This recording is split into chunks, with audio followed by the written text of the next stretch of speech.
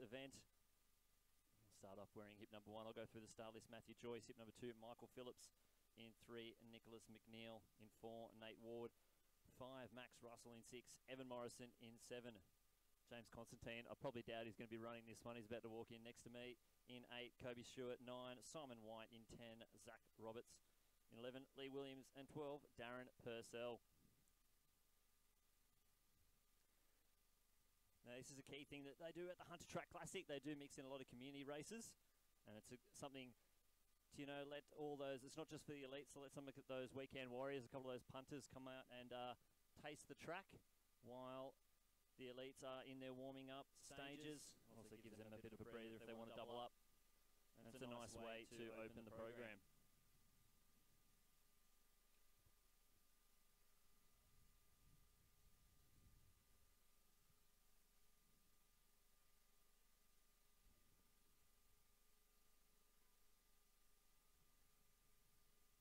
Good evening.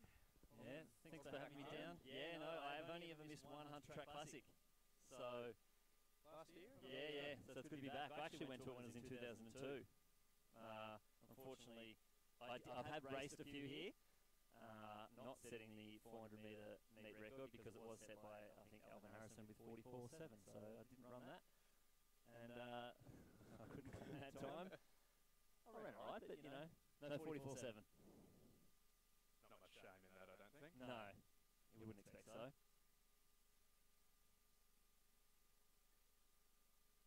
the community 1 mile, just about ready to get underway.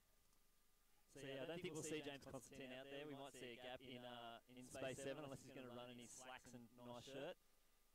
But keep an eye out for the mix of athletes out here, young and old. We've got ages ranging from 11 to 52. So there's a little bit of everything out there at the moment.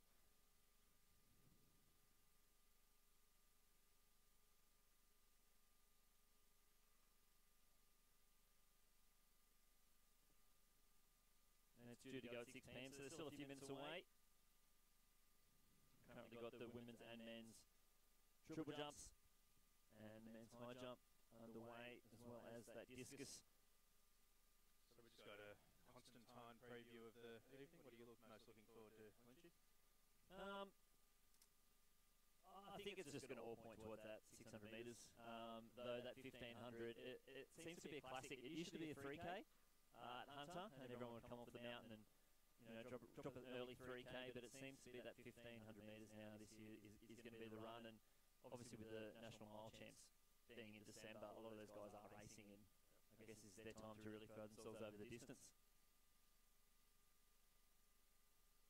The national mile held out at the Crest in Sydney as part of the Albie Thomas Mile program taken out by, in the men's race, Matt Ramsden beating home his Melbourne Track Club teammate Ryan Gregson in a cracker, and Whitney Sharp in what was probably the race of the night won her first National Open title in the women's, beating home Genevieve Gregson. Did you catch the races, Lynchy? A good couple of battles. Yeah, we're actually going to see Ramsden run the World Cross Trials.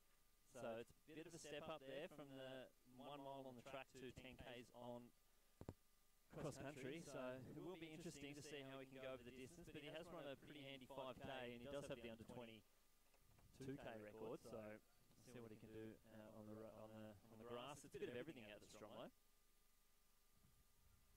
Massive weekend of athletics here in Australia. The Hunter Track Classic, of course, tonight, as Lynchy mentioned, World Cross Country Trials tomorrow, and then of course the Canberra Track Classic later in the weekend for your Australia Day long weekend athletics needs covered. It's going to be massive.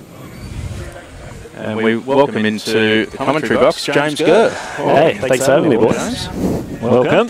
Thank you. The dash up after work from Sydney. Indeed. Traffic wasn't too bad on the first day of a long weekend. I think we only had 6 accidents on the way up there, so not too bad. Get a nice shot there of the Hunter Sports Centre here. And we're just getting ready to get underway in this community 1K as we see some of the discs action taking place as well.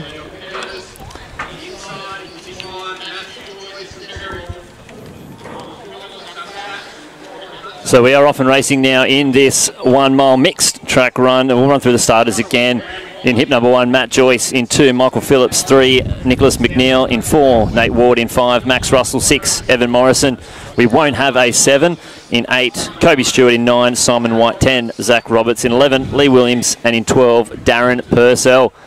We see a young fella out there. Looks like an athlete in the Macquarie Hunter outfit. Just absolutely gassing that first lap here. And that's Nicholas McNeil from Macquarie Hunter, 17-year-old, out in front. Gary, that's where you used to find yourself out in front like that in some 800s. Maybe not that far out in front, but no, I didn't mind taking the lead. But I hope he's got the lap count right. Yeah, it's only 4, so hopefully he can... he might be paying for it already as they come into the home straight. It's a classic Hunter headwind out here at the moment. Definitely that home straight. It's always quite brutal. Oh yeah, he's already paying for that early burst. But rookie Aram, hopefully he learns after this one. He's getting plenty of screen time. Absolutely. As we can see there, Simon White from New South Wales Masters. He's moved his way into the lead. And looks like Darren Purcell just tucked in behind him and Matt Joyce on the outside as unfortunately Nicholas McNeil spat out the back at the moment. But he did take a lap out, so, you know. Got to lead the race at some stage. Exactly. But Matt Joyce moving through the field quite nicely, the Cherrybrook athlete. And we'll see how we go when we come up to this last 400. As they head down the back straight, this is the opportunity to use that tailwind there. We've just got someone moving on the outside. Can't quite identify who it is. Looks like that might be Zach Roberts there in hip number 10. Yep, yeah, that is Zach Roberts indeed. He's made a very positive move. Joyce is actually following him. Oh, a little bit of a trip around the turn, but Joyce is following closely now. Bit of youth versus experience, I think, in this race. And some of them look exceedingly experienced, as we can see. That's a nice way of putting it. Yep, I'm being diplomatic. But that's still Simon White there out in front from New South Wales Masters. Well, certainly the experience seems to be counting at the moment because we're going 1, 2, 3, although Joyce is starting to threaten them on the outside. Well, Matt Joyce got 30 next to his... that's when he start Masters at 30, so... Thanks for reminding me, right on the hey, we're all Masters athletes here, aren't we? But there is a group of 5 out in front at the moment. They have sort of split themselves from the rest of the pack.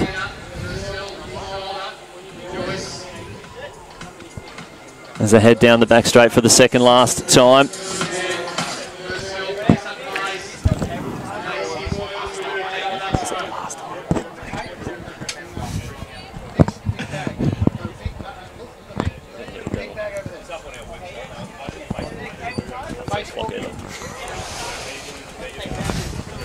There it is. It's still Masters athlete Simon White out in front, but here a kick with 200 metres left in this lap. That's Darren Purcell from Athletics East. The classic purple, white and green there of Athletics East. He's going to lead them into this home straight. Joyce looks as though he's moving up into second place. We'll see how much he's got left in the tank. And that's Lee Williams from Wooters in 4th place at the moment. As they come around, looks like 450 metres to go in this mixed 1 mile track run to kick off the program. Here comes the bell. It's Darren Purcell, Simon White, and the Wooters. Lee Williams in the orange making a mover in the outside. 1 mile in long tights. Oh, I don't envy him. In this weather, very, very brave. Really just needs that extra compression, I think. Evidently. It looks to be working very well for him at the moment as he's moved. Well, I don't think he's just moved up to the shoulder. He may just take the lead here down the back straight. Yeah, he's taking advantage of that tailwind down the back straight. On the outside, that is Lee Williams, hip number 11 from Wooters. Find himself in the lead, 210 metres to go. Matt Joyce moving up into second place. Well, sorry, just third behind the Athletics Ace athlete Darren Purcell. And it's going to be a big grind all the way down this last 150. Williams is working very hard, but he has put in a good 3 metres on the field, and he may just be extending, although Joyce is finding another gear, and we've got someone else coming on the outside. Yeah, that's Simon White from Masters. Thanks he led for most of the race. But here he is on the outside. They've gone 3 wide down the home straight. Matthew Joyce moving out into lane 2, maybe lane 3. It's going to be Joyce versus Simon White down this home straight, shoulder to shoulder. But Matthew Joyce, he's going to take the win here. First event on the track with their Masters athlete, Lee Williams, and then Purcell. Some brilliant running there. Excellent running, very well timed race by Matt Joyce. He just stayed in touch with the leaders, didn't get any further than third, but just stayed on the shoulder, let them break the wind, and no, tactically ran that one to perfection. Yeah, excellent work there from Matthew Joyce. He's just started work at Athletics New South Wales, so you could almost say, you know, we set the race up right for him. Maybe there's a little bit of bias in there. But it is a nice way to open up. They do call the Hunter Track Classic the People's Meet. Absolutely. And it's starting out with a lot of these community runs, and you'll see that throughout. They'll have a Hunter's Fastest Kid, and it gives a lot of chance. It's almost it's a great way for those athletes who are just not there yet to make their debuts at track classics to just get a taste. Absolutely. A lot of those guys, a lot of the more of elite runners are just starting their season, and it is a chance for a lot of those guys on the cusp to make maybe, you know, take a couple of scalps, get nice and close and sort of pick up their season. Absolutely, and it really is a race not only for those, and it is a race for the elites as well. And we just might be waiting to cross over to James with our winner.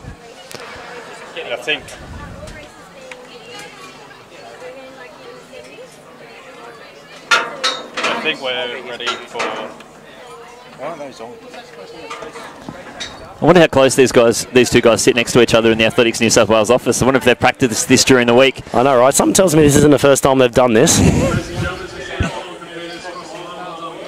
Here with the winner of the Community 1 Mile race, Matthew Joyce. What a sensational finish, mate. That was amazing. You ran over the top of a pack of 4 in the last 200 metres. Big effort for a community run. Oh, yeah. I don't really like leading a lot, so that was my plan, just to hang in there and see what I got at the end, so very happy with that. I see you donned the green gold tonight. It is Australia Day tomorrow. I did question where you got the singlet from. Do you want to just tell everyone how you picked up such a beautiful kit? It was online, $30. A company called Hot Designs, I think, so everyone thinks it's a Masters Australian jersey, but it's not. Matthew, well done, mate. Great run, great athlete, and welcome to Athletics New South Wales. Thanks, James.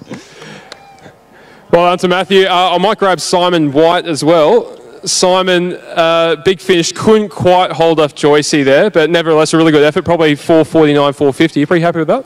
Yeah, absolutely. He was there all the way, sitting on the shoulder. You could hear him just tapping away, and you just think, oh, he's going to go, he's going to go, he's going to go. And in the end, I couldn't see him, so I thought, you get one shot, go for it and see if he keeps up. And full credit, he did. I know Darren Purcell, very prominent in that group as well. You probably heard the patter of the Purcell feet there. He's a very fast finisher, but you did finish in front of him, and you had a good run yourself. Also looking to break a certain Masters record. Do you want to just let everyone know what that is? Yeah, sure. There's a 35-year-old 800 metre over 40 record for the state of New South Wales, which is 1 minute 58.20. And I'm within about 2 seconds of taking that. So a few more races like this, and I think we got it covered, James. I think you might do too, Simon. Well done, mate. I'll set one for you to break in 20 years. Very unlikely. Thank you, Simon. Ladies and gentlemen, Matthew Joyce and Simon White for the Community Mile. Yeah, some great running out there from our community athletes.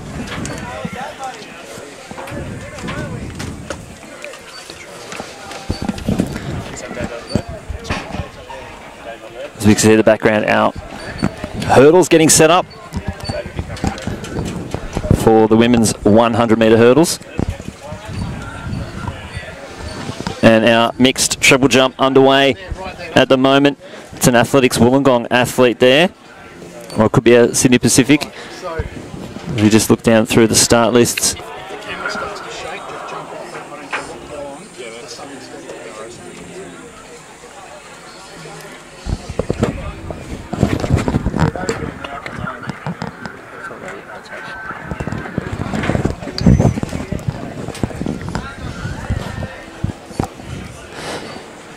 But that Hunter headwind has really turned around for a beautiful tailwind for these triple jumpers. I don't know how legal these winds will go. We'll wait and see that bloke sitting on the side there at the wind gauge, see what he can throw up in the flag. But you can see that windsock now. Unfortunately, that tailwind blowing her foot just a little bit too far there. We do have the men's high jump currently underway as well. And that could be Zachary Haywood. Looks like a Cherrybrook kit.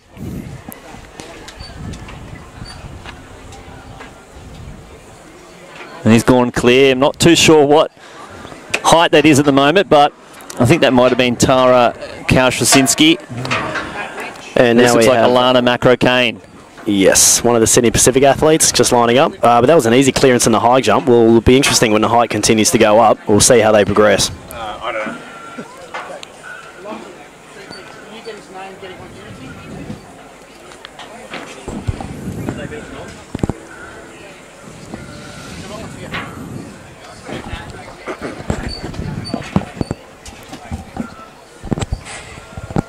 Just not getting it right at the moment. It is early stages though. It's only the second round in this mixed triple jump.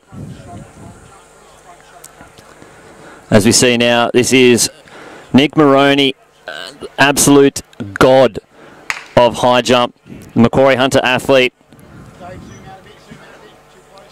Unfortunately, just taking off the bar there, but I'm sure he's got plenty more to come. This looks like Jonathan Reed in this triple jump, 16-year-old from Cherrybrook. Hopefully we can see a legal jump here in this triple jump.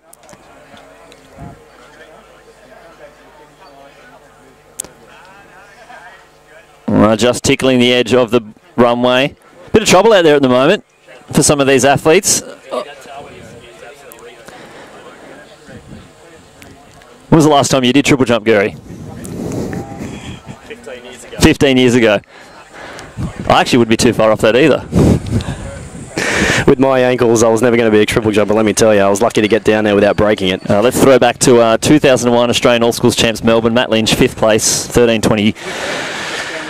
That was my highlight. Not that you're counting or anything. No, I don't remember it at all. No, not at all. So you may notice a lot of these triple jumpers won't have a back number. So jumpers now only need to have one number now. Long jump, triple jump, and high jump, they won't have a back number. And pole vaulters won't have a front number. There was a few issues at the World Champs last year. With a couple, sorry, not last year, in 2017. A couple of back numbers scooping out a bit of sand. Obviously, some of the athletes not utilising the 4 pins and letting their numbers run wild. Occupational hazard, you could say. Exactly. So now jumpers only need one number. So the horizontal jumpers will have only a front, same as the high jumpers, and the pole vaulters will only have a back number. So it does make it difficult for us to identify these jumpers with no back number. I think this is Ryan Marshall on the runway now. Yeah, that's Connor Murphy just lurking around the back there. So the Sydney Pacific athlete. Very smooth through the phases there. And I believe that might be, yes, it is legal jump. Got a white flag, finally.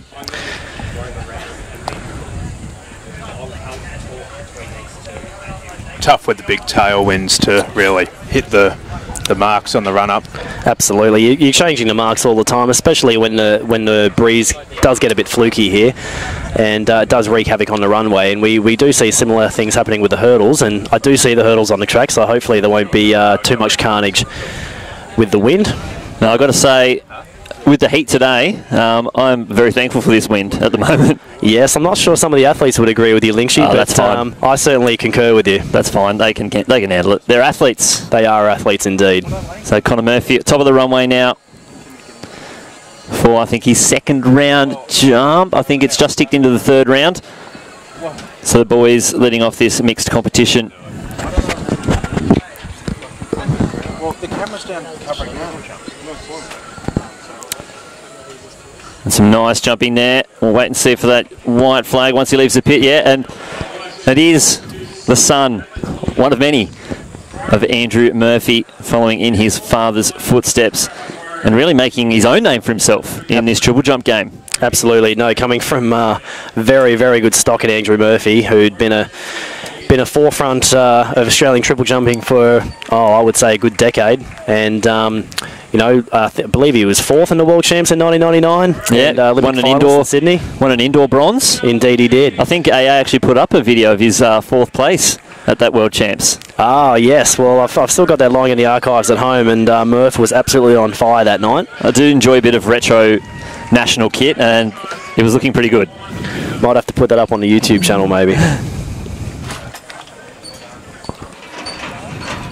So a couple of our hurdlers just getting introduced to the stadium crowd here. We'll have a look at that race in a moment. But Michelle Janica among them. Of course, Olympian Commonwealth Games representative. Very small field for the women's hurdles, but stacked with quality. I believe Alicia Burnett is running as well.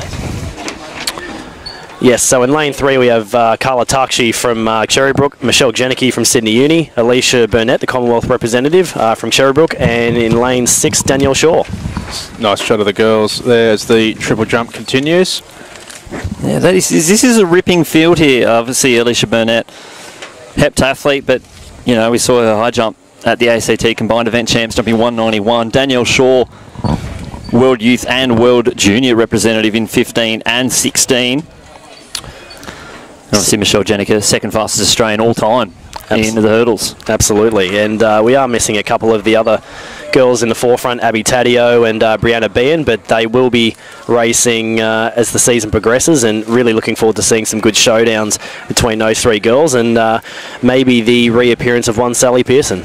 Yeah, no, Sally is definitely looking in some pretty good shape lately, so it's always exciting when she steps onto the track. And absolutely, I did see her up in Queensland briefly when I was up visiting, and managed to get my very out of shape backside back to the track, but saw Sally and she looks in plenty good shape, so I really look forward to seeing her return to the track.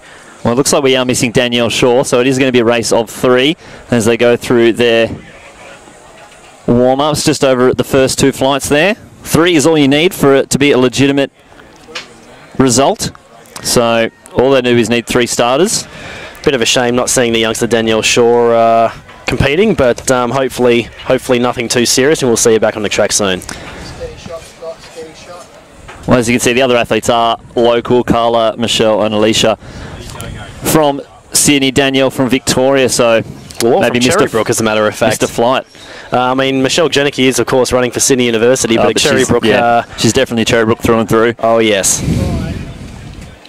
And I believe Carla Takshi from the same coach. They do train together. I saw them out at Interclub last week, both competing and training. So hopefully Carla can get a good time on the board as well. She was a national junior medalist, I believe, a few years ago. So hopefully we'll see a return to form for her.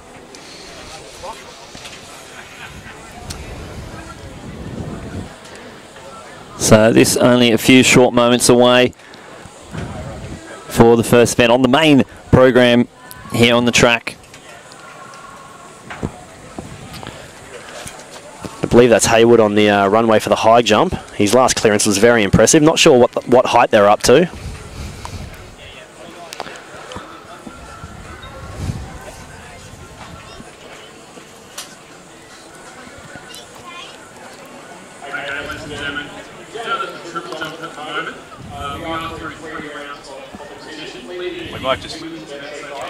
We might just get an update at the triple jump from James Constantine. A very impressive couple of attempts from the big man sitting next to me, Colin Murphy. 15.35 so far, mate, and also 15.23 in there. How are you feeling so far? Thanks for that. But yeah, I'm feeling really good actually. It's a good, nice hot day, good tailwind. Obviously PB, so can't complain about that. Just gotta, I guess, build upon what I already have jumped so far. Yeah. Fantastic, mate. I'll let you go back to it. PB already in the 3rd round. Keep up the good work, mate. Thank you. I think that might actually be his first time over the 15-metre mark. That's some excellent jumping there from Connor. He's using that tailwind. I'd like to see what those winds were, but, you know, take it when you can get it. Something tells me it won't be the last time either. No, I don't think so. I think it's a matter of time before he gets into the 16s, but women's hurdles just getting into the blocks now. Just to recap, Takshi on the inside, Janicki in the centre, and Alicia Burnett on the outside. For sure. Ooh. I think that might have been a stand up there. I sure hope so. You'd be too cruel. Using actual caps for this one, so no e-gun. It scared the bejesus out of everyone when they did a 0 test. Obviously no one was ready, and I think a couple of people pooped their pants. Guess they didn't put They never get any quieter, those 22 calibers. No. Well, someone forgot to put that one on the bulletin board, obviously. Or maybe that was just intentional.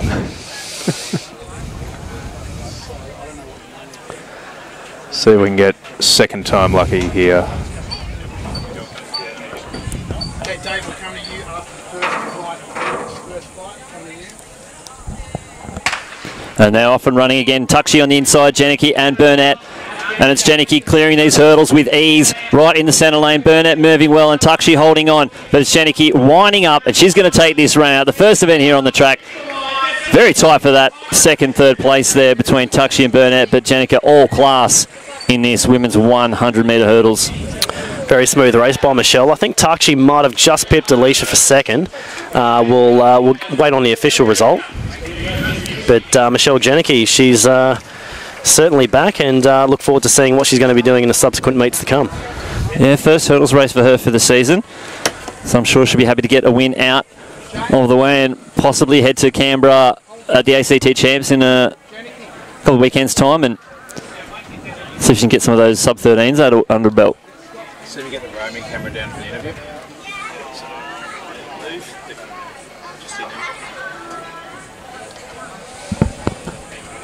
Headwind not playing too much havoc for the hurdlers. It was a clean race by all three, so promising. Hey, Scott. Oh, sorry, James.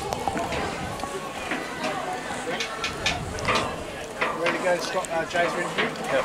Okay, Ron, James. Women's 100 metre hurdles, Michelle Janicki. Michelle, nice race there. Oh, thank you.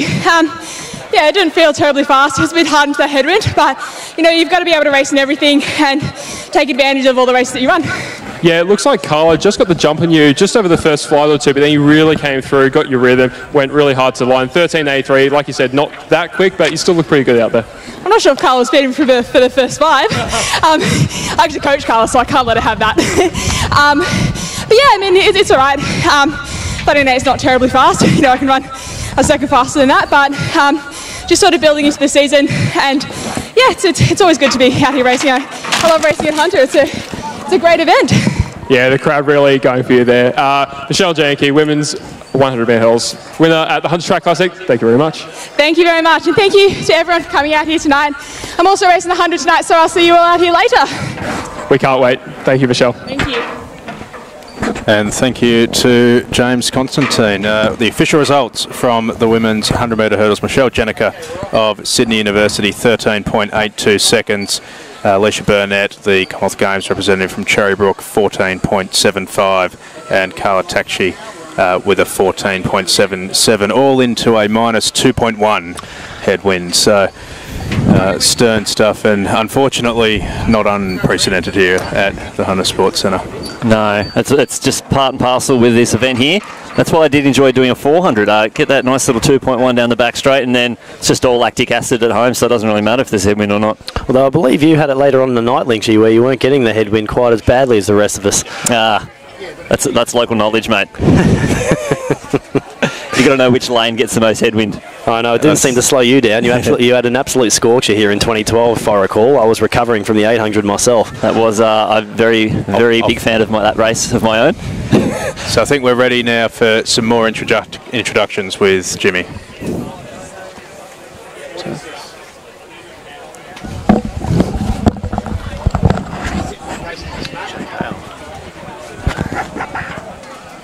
It's the men's 100.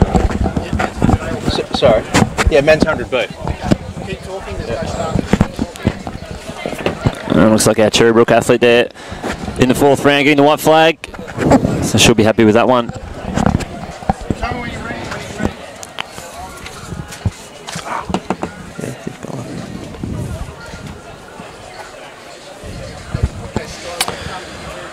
So we're just getting ready for the men's 100 metre B race here at Hunter. Yeah, we're just going through the start list. In lane 3, Neil Yuhal Song. In lane 4, Cameron Steer. Song from Sydney University. Steer unattached. Lewis Claiborne from Knox Grammar School. My old workplace, actually. In lane 6, Dominic Darko from Campbelltown. Harry Fullerton from Sydney Pacific in 7. And Ashland... Oh, God, do you want to help me out with this one, Lynchy? Lavu? Yeah, that's the one. From UTS Norse. Ready? Go, James.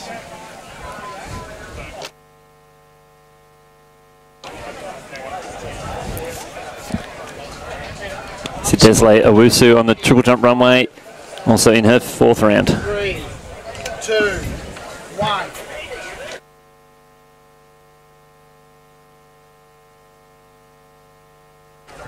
I think the men's 100-metre B field just about ready to be introduced here to the live stadium crowd. We are. We're not we're there talking about it. And We're off. Crowd shot. triple jump continuing. He was ready and then he moved it. Lockie, can you give him directions that we direct where he's going to introduce? And here we go with Jimmy.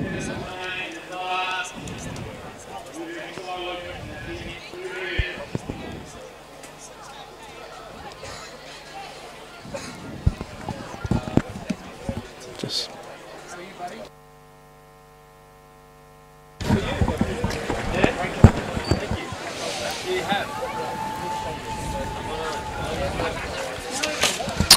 No, but you know what's funny? Stops. How is that? Okay, Lockie, the old school scoreboards here at Hunter. Manual. Yeah. You know, not everyone can have the good stuff. You know, I'm always about old school. No one ever complained about the scoreboard of the Adelaide Oval. I think we're ready for some intros finally.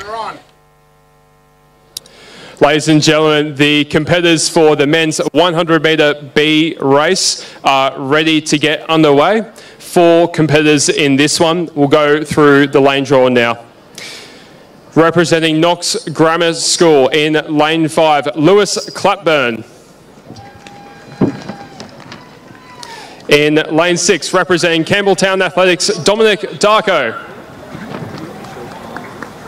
In 7, from Sydney Pacific, goes Harry Fullerton. And in 8, representing UTS North, Ashlyn Nolovo.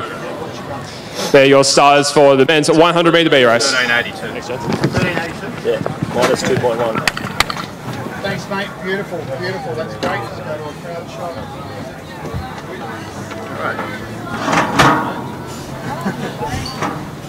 All right, So we're actually missing a couple from this B race. We're down to 4. We're missing Neil Song and Cameron Steer. So Claiborne, Darko, Fullerton and Lovu. Yeah, thankfully the boys are in 5, 6, 7 and 8, so they're all together. I would hate to see 4 guys out there and 1 lane gap between each of them. Would be a little disconcerting, wouldn't it? It's a 4-way time trial. Interested to see how Lewis Claiborne runs in this. Slight connection, ex-student, recently finished from Knox Grammar School, which is my former workplace, and went on a couple of tours with him in more of a coaching capacity. So it's interesting. He's had a couple of injuries early this year. His school season was hampered by hamstring problems, but hopefully Lewis is back to full health, and you can definitely tell that he's finished school because he has let that hair grow now that there's no teachers to tell him to cut it. So he's definitely a graduate. Hopefully that hair won't be blowing around too much in the wind.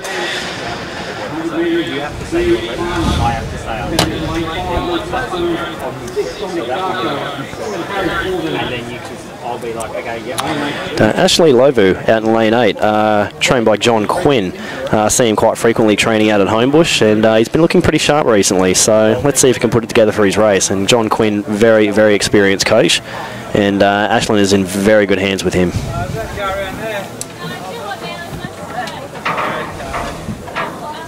Any tips, predictions, gents? Linksy, you want to start this one? Well, it's been a while since I've been back in New South Wales. We used to take Dominic Darko when he was part of Westfield Sports High. Now he's out, I think, Speed City Runners with Greg Smith. So he's got a few good athletes around him. Arnis, Jordan Sarmento. In that squad with Bandiri, of course. Yeah, Kamara, who's now, I'm not sure if he's competing for Australia, but he's now residing in Australia after competing for Sierra Leone at the Commonwealth Games. Just realised I left myself on mute. Bendiria Boyer, of course, in that squad. Commonwealth Games debut at a very ripe young age. I think I think she's out in the crowd at the moment, supporting the rest of her squad. We might see some of those guys competing a little bit later, possibly in the A race. But we'll see if maybe Dominic or one of these boys can take it out. But it's a race of 4. from the inside as they get onto their blocks. Clubman, Darko, Fullerton and Lavu.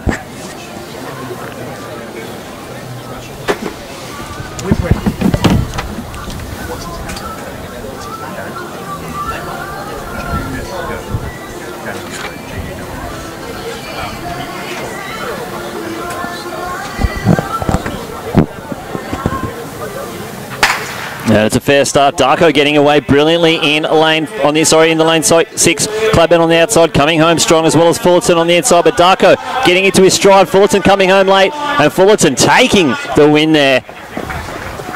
It's a late finish. Darko out of the blocks brilliantly.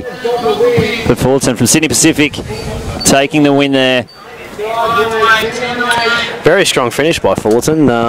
Darko looked as though he had that race under control pretty much the whole way, and Fullerton came home very strongly in that last 20 metres. Yeah, the taller athlete there, just getting into his stride, winding his way in, and 10.98 is what I'm hearing on the clock at the moment. The Hunter Track Classic clock's got a tendency to usually give you about half a second. It does. And then it rounds up, so it's a bit disappointing. I think last year, Josh Clark, famously a victim of that. Yeah, one of the fellas ran 10.4 and it was actually 10.8. I think he still needs to be convinced that it was actually 10.8, and it was 10.8. So they use a beam system which just sends lasers out there. It can get sent off by anything. So if you stick your arm out, that's going to clock the laser and set off the timer, and that's not your real time. We've seen some very famous examples of interference. I do recall a 400 from Jeremy Warriner where a gentleman stepped in front of the clock and it stopped at 40 seconds. And Wayne Van Niekerk would have had something to say about that. Yeah, I think so. And I think James Constantine is just about ready to have a chat with our winner. 3, 2. Ladies and gentlemen, here with the winner of the men's 100-metre B race, Harry Fullerton. Huge last 20 metres there, mate. Dominic had you for 80. You had him the last 20, maybe even 10 metres there. Cracking finish. What do you think of it? Yeah, Dom got out very quickly and was just playing catch-up from there, which is quite a normal position for me. So did my best and got lucky in the end. Yeah, he was super quick out of the blocks, but you seem to maintain a really good rhythm and just pimp him on the line. Really nice dip as well. I think that it was a 1/100th of a second at the end. Is that something that you practice in training, that dip at the line? No, I guess just paying off, I guess, in the end. So a bit of a lunge and ended up getting there. Beautiful. Well, congratulations, mate. Cracking B race. Harry Fullerton, winner of the men's 100B. Thanks, mate. Thanks, mate. Cheers. James finally got those words out of his mouth there at the end. He's a bit chewing on them at the end. We've all been there. And it's certainly it's a challenge here with the stadium audio ringing out as well. It's good to see my limos here. I probably won't be leaving for quite a while, but I'm not sure why it's parking right there. It's a bit of a dangerous spot to park, I think. But 0.8 headwind then for that 100 metres. 10.96 for Fullerton, 10.99 for Darko. So tight race in the end. And I think a lot of these other athletes will just be happy to see a 0.8 headwind. So you can follow along the live results on the Athletics New South Wales website. I think the link, if you're watching on Facebook, should also be in the event description on Facebook. But Henry Fullerton, the official winner there, winning time of 10.96 into a minus 0.8. And we have some of our stars of the show arriving in style here at the Hunter Sports Centre. James Hansen, Luke Matthews, I'm seeing in there with Morgan Mitchell, Alex Hulley. Looks like Tom Forthought there as well. Anas Abu Ghanaba. Anas had a bit of a scary week in Sydney last week. He did indeed. What did you do? I was watching his Instagram. Did he get his jaw fixed? What did he do? I happened to be someone knocked him out, loitering around Sydney Olympic Park Athletic Centre as I tend to. I think that's legal. Watching the men's 200 metres at one of our Shield meets, and but we might just throw down to Jimmy and I'll tell you that story in a moment. Morgan Mitchell and Luke Matthews. Morgan racing in the women's 600 tonight. How are you feeling? Went well. I'm pretty nervous. It's obviously new territory for me, but yeah, we're just here to see where we're at. So yeah, pretty excited. We can't wait to see you later tonight. Thank you very much. I'll let you go on your way. Thank you. And Luke Matthews, men's 1500 meters.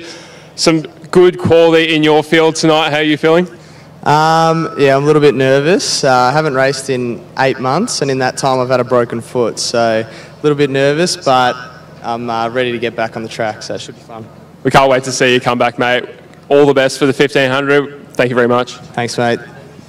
Ladies and gentlemen, Morgan Mitchell and Luke Matthews, two of the biggest names we have here tonight at the 2019 Hunter Track Classic. We do await to see those 600 and 1500 metre races shortly. Thanks, James. Constantine, I just finished that story about Anis, who we'll see in action shortly, but he was running the men's 200 metres at a shield meet while I was down at the finish line and went down with about 50 metres to go. Just got the speed wobbles? Well, what it turned out to be, it was confusing because I ran over to him with the first aid on duty at in Sydney, Vinya, for many of those who hang around. She's a household name in New South Wales. Sydney Yes, would know indeed. Vinya well. But I think you might have beaten her to it, mate. I did too. One of the only times I beat anyone on a track at Homebush. But it's first time for everything, mate. Anis was particularly dizzy and couldn't actually see us, and it turned out what had happened was that he'd knocked himself out with a bar from a bench press the day before and had actually compressed a couple of the vertebrae in his neck that deliver the oxygen to the brain. And it turns out 150 metres into a 200 at that level, oxygen is critical. And when it disappears, everything essentially stops working. So it just shut down then. It explained, fortunately no torn quad or hamstring or anything like that, but Vinya, of course, looked after, as she always does, our star Anis, and he's back running only a week later.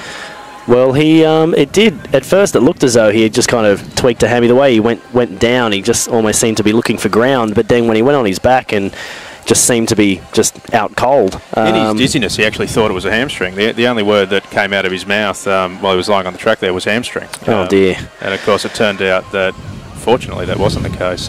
But just the bit hard to say compressed vertebrae when you're on the ground. Unconscious. Yeah. Compressed vertebrae. But he's in good shape. 10:39 with a 2.1 down at Illawarra Track Classic. And a low 6.7 in the 60. I think he's running into good shape after his 10.28 last season. He's in the travel funding grid, so we might be seeing him hopefully touring the nation and running some very fast 100s. Well, it is good to see him back, and we really hope that incident hasn't affected his form too much. And no, definitely look forward to seeing him running again. I think we might have the 600B race coming up fairly shortly, I believe. I can see some of the guys at the top of the straight, and in fact, I think that might be the case. Obviously, the A600 is going to be the big race of today. And I think we're just about ready with James Constantine at the high jump. Ladies and gentlemen, I'm with the winner of the men's open high jump, Zachary Hayward, Cherrybrook Athletics, 2 metres today. Probably not your best, but you still got the win? Yeah, still got the win. Not 100%. Took some time off, so still recovering from that. But yeah, good day, I guess. I don't know. Got nothing really else to say. Zach, what you got coming up, mate? We've got states soon, obviously nationals. Looking forward to that. Yeah, look, came for that. I'm still new to this whole athletics thing, so I don't know half the events coming up. So I got my coach for that and my mum to help me out. So yeah, but I'm looking forward to it. Fantastic. I wish I was new to athletics and jumping 2 metres, mate. Zachary Hayward, winner of the men's open high jump. Congratulations. Thank you. Thank you. Cheers. Cheers. Well, if he's new to the sport, he's going okay for his first attempts. Yeah, it's not bad. Events at the Hunter Track Classic. Yeah, he's probably not thinking too much about it. So he's just getting out there and jumping and, just enjoying it really, which is what it's all about. So, no, if he's certainly performing this well, he'll be one to watch, I think. So the next race on the track, the men's 600 metre B race, is going to be a fair bit of excitement around this later in the evening. But we start off proceedings with the B race, and the start list in lane order, James Guerra will take us through. Yep, Craig Cameron in lane 2 from Ingara, Brodie Rushby from Sydney University, a training partner of Josh Ralph, interestingly. Ben Quinn from University of New South Wales, trains with Sydney, I think he's training with Ben Liddy now, I believe. Obsa Yusuf, one of Jimbo Fitzgerald's young prodigies, I'm very curious to see him. Marcus Moralia from Campbelltown, and Brett Fisk from South Australia. Now it looks like we are going lane starts for this 600 metres. I can see the bottles out. down on the straight. So well, there are only 6, so that would work perfectly. It'll be very interesting when they come to the break, that's for sure. People obviously scrambling for position and trying not to break momentum at the same time. I did actually run a 600 once. In fact, it was the one where Mr. Rengshaw did set the national best time. I led may have mentioned that a couple of times in the last couple of weeks, Mr. Gurr. Yeah, well, I led that for 530 metres and then absolutely blew a sand shoe in the last 70, which wouldn't be the first time that's happened. I did have a bit of a reputation of doing that until later in my career, but still managed to churn out a 116. It's always entertaining. Not for me when I was seeing Rengshaw was back, but no, still managed to churn out a 116 in that, but no, it's always interesting at the break in that first 100 metres.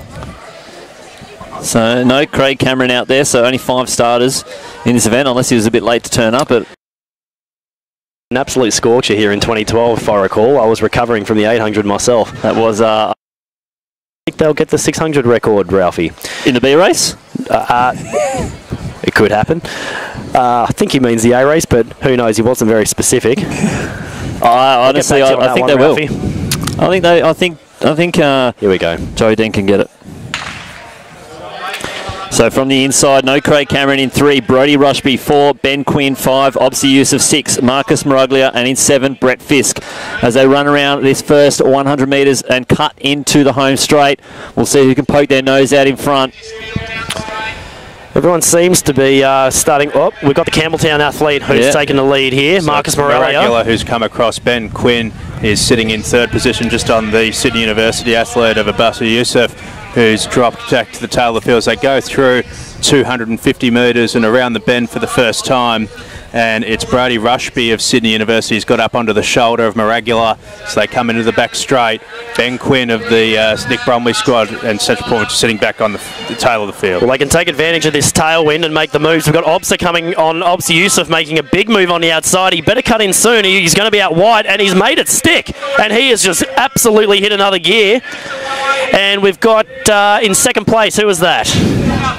That's Brett Fisk coming into the home straight. So it is Yusuf Australian with 100 metres to go. That big move with 200 metres left in the race. He's got all the running in front of him. Brett Fisk coming home late, but this is where they're going to start paddling down. Regular coming home strong as well on the outside. Brodie Rushby, but Obsi Yusuf, he's going to hold on. The huge move, take out the B race, 600 metres. Fisk, Maraglia, and it looks like Rushby and Quinn rounding out the 600 metre race. And we'll wait for the time on that.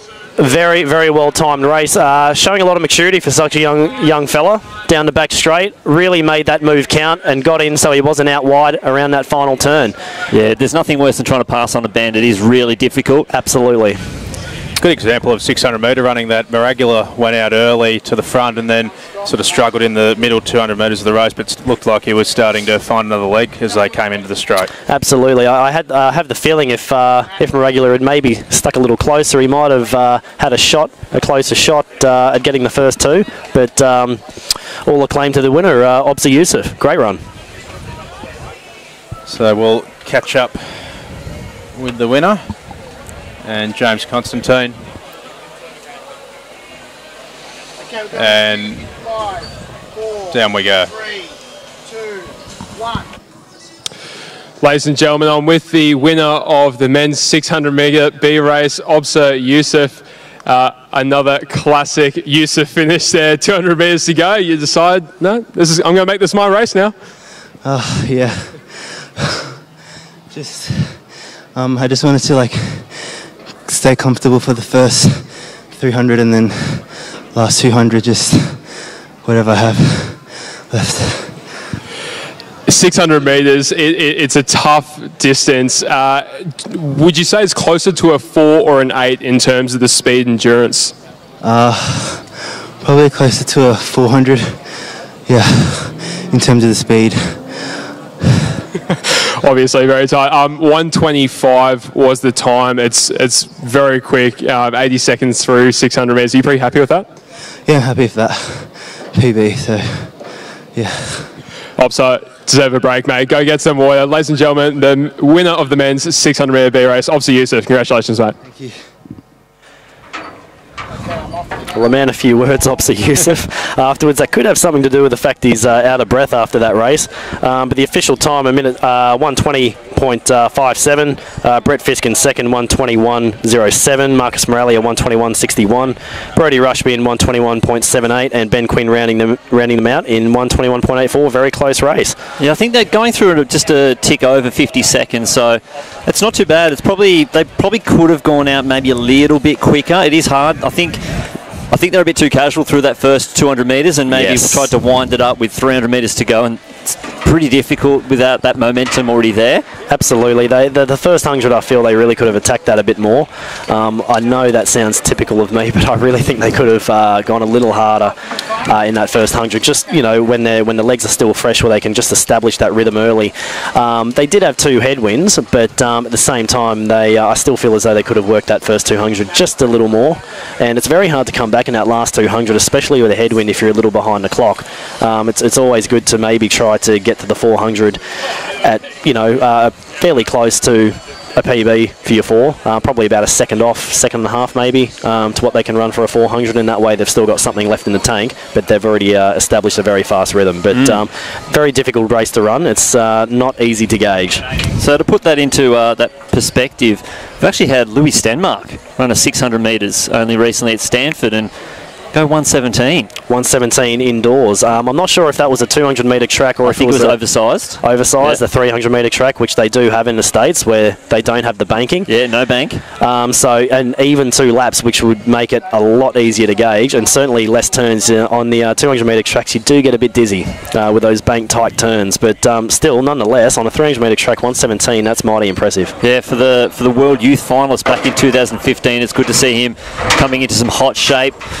It's actually a little bit quicker than what Solomon ran back in 2018 before his 45.4 indoors. True. So let's hope that maybe opens up some doors for Louis. Well, it's good to see him back. He did have a few rough years, and a few people might have thought if we had seen the last of him, but we evidently haven't, as he's showing, and he's flourishing in the US collegiate system. So hopefully he can continue to go from strength to strength, and hopefully we'll see him back domestically running against our boys again. Yeah, fingers crossed. I think there is a few open doors in that men's 4x4 team, and I think he might find himself on that squad. He just might. It is a very open event, the 400 at the moment. Obviously, we do have Steve Solomon back in the country, which is good to see. And we've still got the Evergreens. We've got Alex Beck, of course, and of course Murray Goodwin, a revelation of last season. Yeah, exactly. And I think it might have, like Louis represented Australia back in 2015, 4 years ago, but he's only 21. Well, I think people forget how young Louis is because he was such a standout. And it's very easy to forget how good people are when they have a few off years. It's easy to write them off, and I think maybe I was probably just as guilty as that as the next person, because I know he did have some very serious injuries. It was more the seriousness of his injuries back then which made me query whether he could come back. He always had the talent, but fortunately he's come back, and yeah, you can never keep a good man down. No, exactly, and I think that's going to be great. Some great running. Even just talking about those people sticking on, Angeline Blackburn, only just the other day, a PB, her first in 11 years.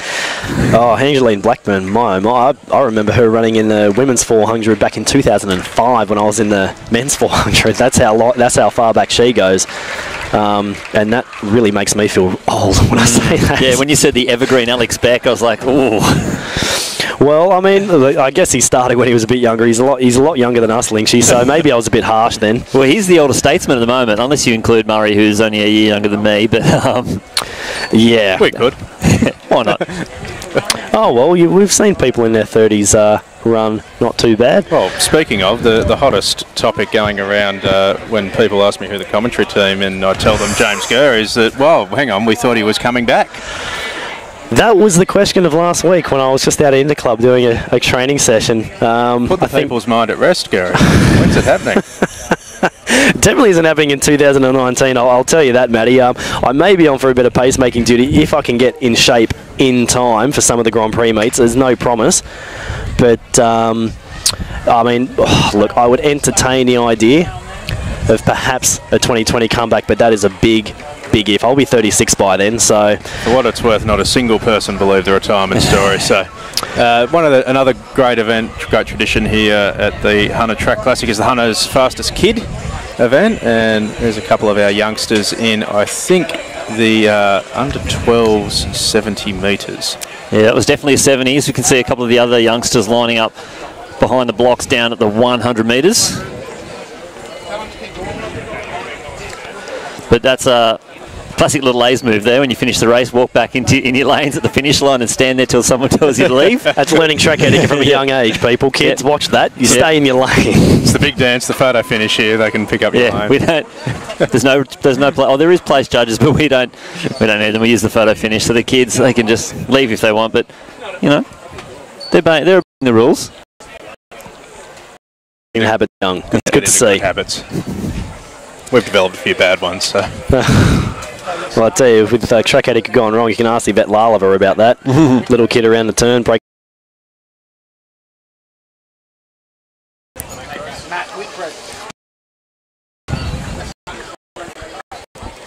So, I think we've got the start list now for what is the mixed 100 metres under 12s. And we'll just flick through. Evan Morrison, Thomas Cashin, Ava Ross, Alexis Collins and Ashley Metcalf are the starters for the Hunter's Fastest Kid under 12s. I think we might have even had a last minute addition or two. I think line 2 has been added to the field. I'm sorry, I don't have a name on that.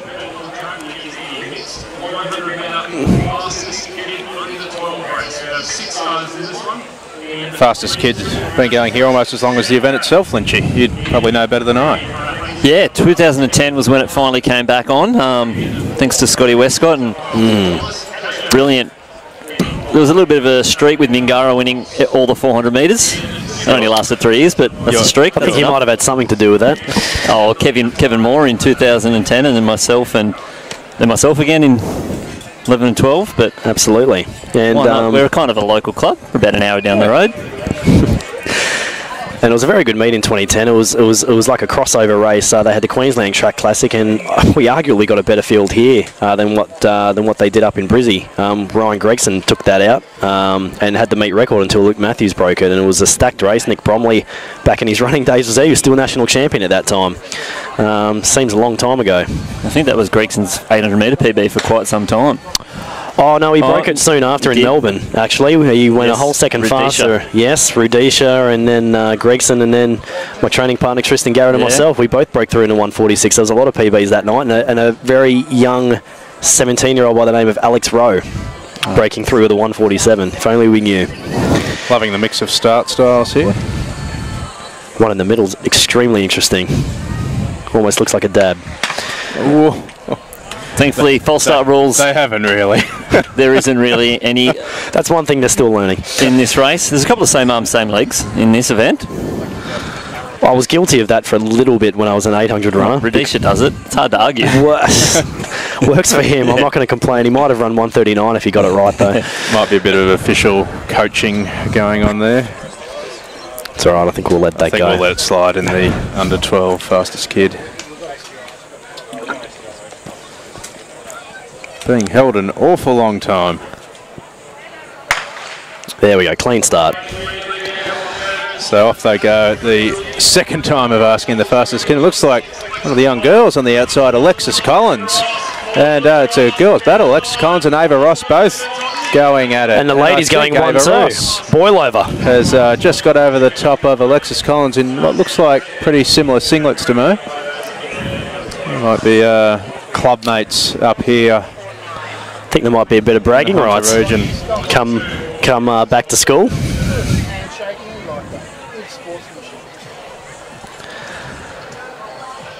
Great to see the community getting involved in these high performance athletics events template that's being rolled out all around Australia at many of these meets. Not only with the kids races but also community recreational running events. The Albie Thomas Mile had community 3K that had over 60 participants in it at a 500 person meet. And we'll move on now to the under 15s Fastest Kid.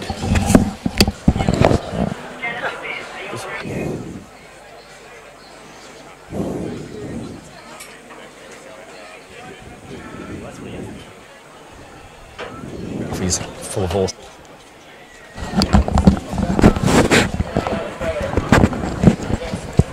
James and I just speaking off camera about the 600 metres. No formal pace in the race, as I understand it. Well, that's good to see. I mean, with a 600, I honestly don't think a pacemaker is necessary. It's just you There's you not do much time to be hanging around, is there? No, and you don't have nearly as much time to think. You just really have to back yourself and really attack it. Yeah, for an 800, obviously the pacemakers can be extremely useful, but for a 600, no, I don't think it's necessary. Well, the pace they want to go through for that first 400, no one's going to be able to do that with that sort of even rhythm unless they're doing an actual 400, and why not just do the 400 tonight? Exactly. So, yeah. Well, very, very good point, Lynchy. Very good point. But we were talking last week, Gary, about some of the times you think they might go through 4. Well, I did speak to Joey during the week. 48 flat. That's what he's after. It's about what we were talking about. 48 low would be what you'd want. And then he gave me a wink and was like, maybe sub. Yeah, I can tell you firsthand how hard it is to go through in sub 48 and hang on. But then again, I'm not Joe Deng, so he is much faster than me. So maybe a poor comparison. I think Joe may be able to get away with it, but I would say 48 low is the sweet spot. Any slower than that, then the record's not going to happen. Rengshaw himself went through in 48 low, getting a nice little seal on yours truly. So I think 48 low would be the sweet spot for sure.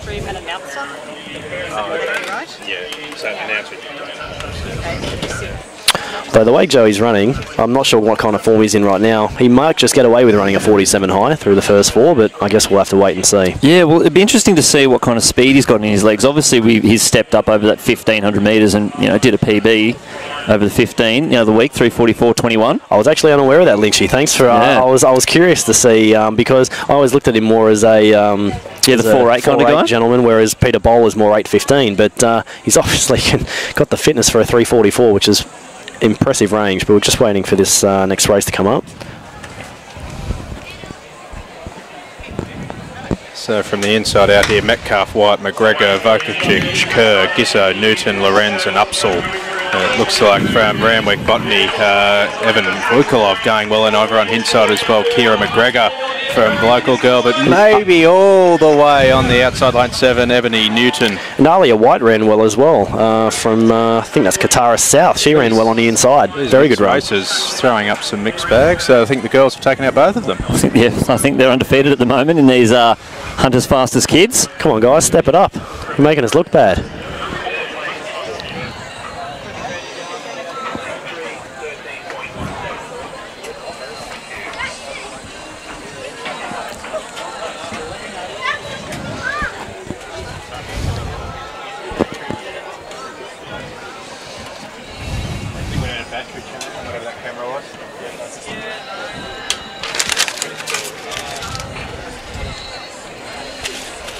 The old low battery signal coming up on the screen. Get that sorted out. My phone isn't looking too healthy either. Yeah. It's our source of live results. We're actually just trying to get our other source of live results fixed up. I want to see a 1:15.14 sub later on pop up straight away. No delay. Well, we'll leave that one up to Mr. Deng and Mr. Bowl. I did originally on the start list, I saw Pete Bowl down for the 1,500 and the 6. I do assume he has chosen the 6. Don't know. Leaving us in suspense. They're all at the end of the program, so he's not going to do both. Yeah, I can't see him doubling from a 15 first and then running a 6 straight away. He's crazy, but he's not that crazy. I can't see him pacing. Can we see one of them either? So I don't know. Can we see the crash tackle here coming after 20 metres or so of the practice start? Just wondering what the strategy is there. To the official out here, it's always been the bane of all sprinters' existence. They don't want you to do a breakout for more than 20, 30 metres. Obviously, if they want to get the start right, you're not a million miles down the track, but it's never stopped anyone. They're very brave because athletes don't move. I certainly didn't move. I wouldn't be looking. My head wouldn't be up by then, I think, as these guys get older. They're not going to be. No, and especially if you are the fan of the keeping the head down for the first 30, it's going to be a rude awakening when the eyes do eventually come up. I have run into an official once. They weren't standing like that. They were just walking across the track. I was going to break out about 5 metres in, so I was... We'll blame that on the official. They should have known better. Throwing down some acceleration. I have a memory of... She still hasn't apologised to me either. I have a memory of Usain Bolt picking up and carrying a flower girl for about 30 metres in the cool-down phase of his 100 That's almost like running onto a freeway.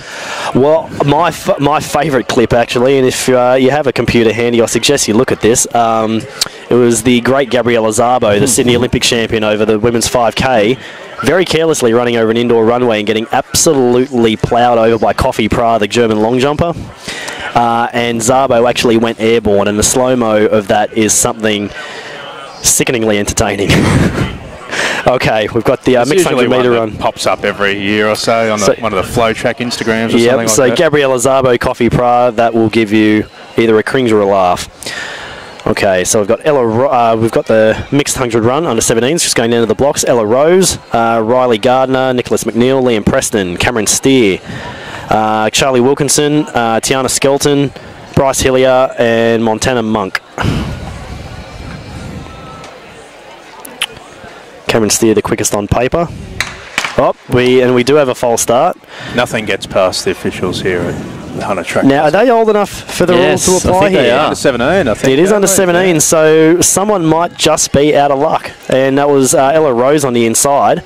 We'll wait and see. Oh, stunt steadiness. Let him have a dig. Cameron Steer was supposed to be in the B race in lane 4, so he's obviously taken maybe the, I won't say easiest route, but he's decided to go from the B race to the Hunter's Fastest Kid. Yes, he has. He has taken. Let's not sugarcoat it. Although if he hurts himself, that's going to make me look really foolish. But he does have the quickest PB in the field, so of 10.91. Which would have put him right in there. It was 10.96 that won it.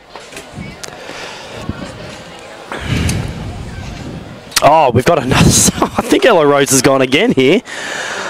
I think that's 2 in a row. How many? I'm curious as to how many chances they're going to get. Even in the very old rules of false starts, that would be a DQ. If indeed it was her, certainly looked like it.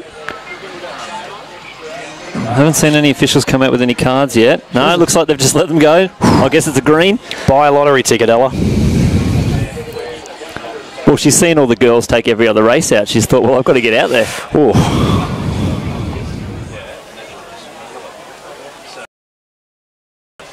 And then you can make it say something. Liam Preston in the middle of the field here, and here comes Cameron Steer, the Mingara athlete, and he's going to take this up very convincingly. We've had one pull up on the outside, but Cameron Steer has taken that one out. Montana Monk was the one that pulled up, I believe. Looked like a hamstring. Just waiting on the official time there.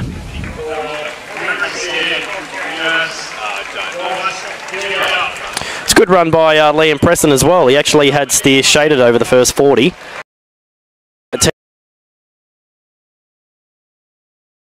Dropped it too, so more favourable for the sprinters now on that straight, and I think that will certainly weigh in when we get to the 600s. Yeah, that's what we want to see for these later. It is starting to cool down a little bit. It has been bloody hot in Newcastle these last few days. And Sydney as well. So I think it's been hot in most places. Melbourne's had some astronomical temperatures too. I was in Melbourne yesterday and it was 37. I felt like I was in an oven. Very uncharacteristic of Melbourne.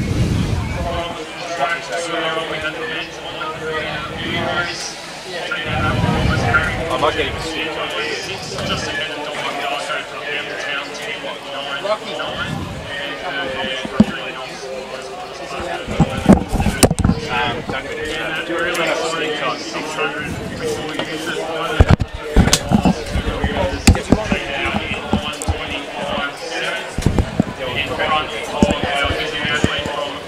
Distance races like what do you think? You're the best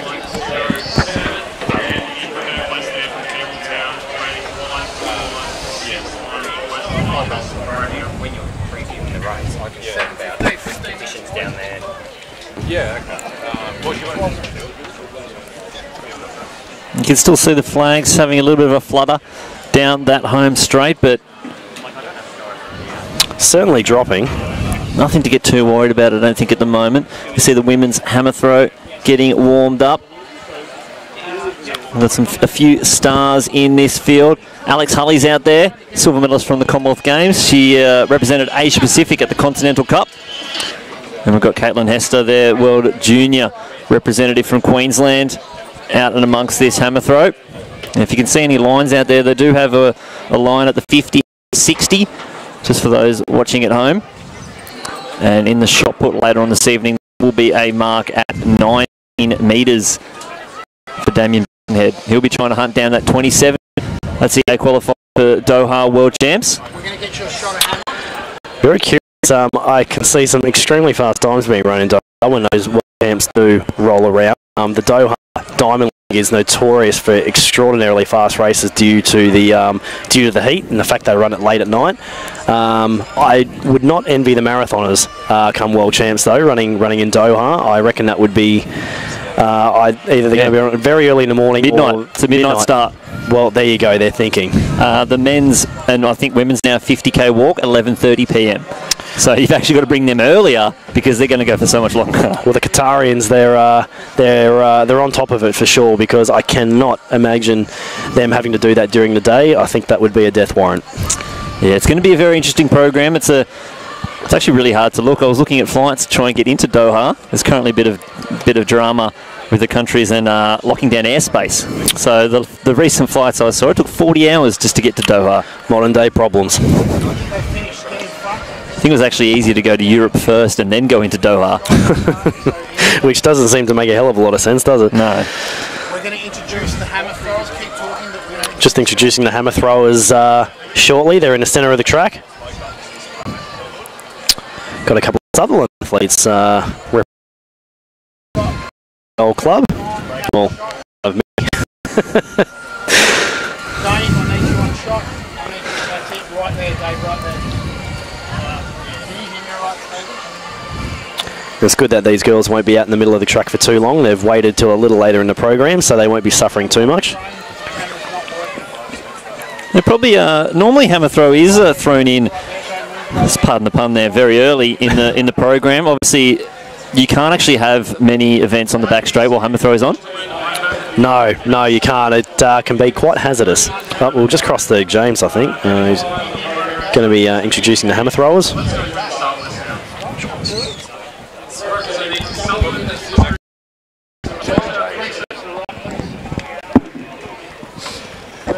Representing the 4-Star Athletics Club, Laura Stokes. From Athletics, Sarah Rose. Representing Wallsend RSL Athletics, Melissa Holohan. From Sutherland District Athletics, Renee Hardy. Also, her compatriot from Sutherland District's Yesenenka Denikaukau.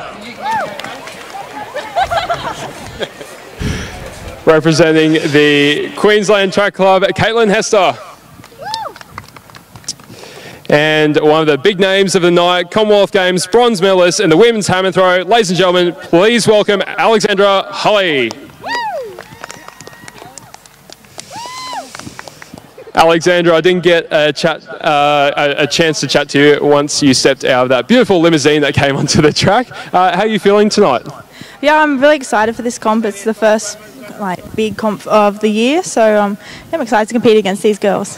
Fantastic. Coming off the Commonwealth Games medal there, you've had a sensational season. What are you looking forward to in 2019?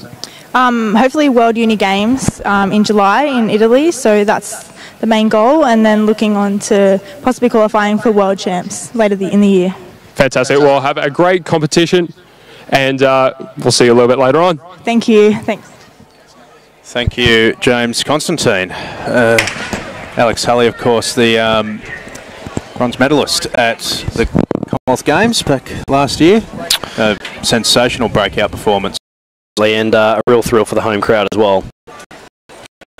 Looking forward now. I think this is the men's 15. Yes, indeed. I'll just give a quick rundown of our lineup here.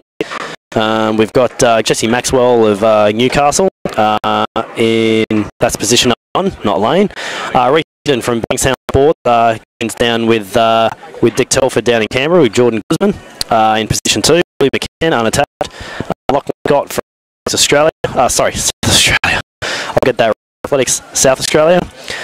Matthew Tong, unattached. Brendan Press, training running. Connor Stevenson, Bankstown Sports, and James Boxall also from Bankstown Sports. So a few of the Bankstown boys representing, Langdon, John and Boxall. On this one, Matty. Yeah, good night for my club, obviously. 3 from the Bankstown Track Project. Well represented. Jordan Guzman, of course, now with the Tin Man Elite squad over in the US, moving away from Telford down in Canberra after a number of successful years, pursue new adventures. But so a couple of the leaders of that, we're going to see a real leader of that squad, Rory Hunter, in action in the 1500A race. Absolutely, Rory. I just dropped a casual 7:53 bomb over in January in New Zealand. Well, last week. Getting into very good form, and of course we know Rory's a good racer, bronze medalist at the national titles last year. As you'd well know, that American experience really helps you with the pond over there. I've got to give Jordan some props for taking the chance and seeing what it's all about. I tried both with college and with Santa Monica Track Club a few years ago. While college was a good Santa Monica didn't quite work out the way I hoped it would, but at the same time, still growing, you learn lessons, you learn about yourself as an athlete and what works for you and what doesn't, and you know, it certainly teaches you how to overcome a bit of adversity. So no, respect to Jordan for taking that chance, and I really hope it comes off for him. I think the curious one I'm supposed to race tonight, Jordan, but he ended up doing the Vic Miles Club last week. And looked very good too. And this is what I'm quite excited for. He will race the 1,000 metre championship next week at the Crest. He's home track in Australia. So I do believe that over the next 12 months or so, simply my opinion, that he could really change as opposed to just 15. Has this real ability, which he's shown a number of 3,000 metre races you just stole my thunder. Hold the pace and a pretty ridiculous pace at that for an extended period of time. And we've seen some pretty impressive 5,000 metre performances recently from Australian athletes, but I think he has the capacity to add his name to that list. And it's interesting because Jordan started out as an 800 runner and even did a bit of 400 metre work as well. So the fact that he's actually... Put this up though. The fact that he started short but actually has progressively moved up, I think it shows his range, and he does have a very good rhythm, and he does manage to hold that pace for a very long time. So it'll be interesting to see what he does over longer distances. 3K is certainly a sweet spot for him, but interesting to see whether more over the 15 or the 5K, but he's certainly willing to find out, so we'll see what happens. I think Bruce Langdon, yes. I think he's a man who's always eager to get in the A race. He just scraped into the Albie Thomas Mile A race, and I don't think I'm speaking out of school. He got a bit of a thing. He was a little bit off the back, certainly not disgraced by any means, but that race was certainly something to give you a real appreciation of running with the real big boys. And so he runs the B race here tonight, but he's another guy who's just right on the cusp of taking the next step. Absolutely, and can run quite a respectable 800 as well. But he is on the cusp of breaking through, and he's an extremely hard worker and has a brilliant attitude towards his athletics. The other figure that I'm really curious to watch, I saw him earlier, and that's Taylor John, the other Bankstown athlete, as they're just lining up now. Taylor, a very accomplished 800 metre runner, and he's come back after a little bit of time in the wilderness. He spent a bit of time, but we'll see how he goes in this. He's on the outside position. So off they go from the inside out, as we said. Maxwell, Langdon, McCann, Scott, Trunge, Press, Stevenson, John and Bottrell.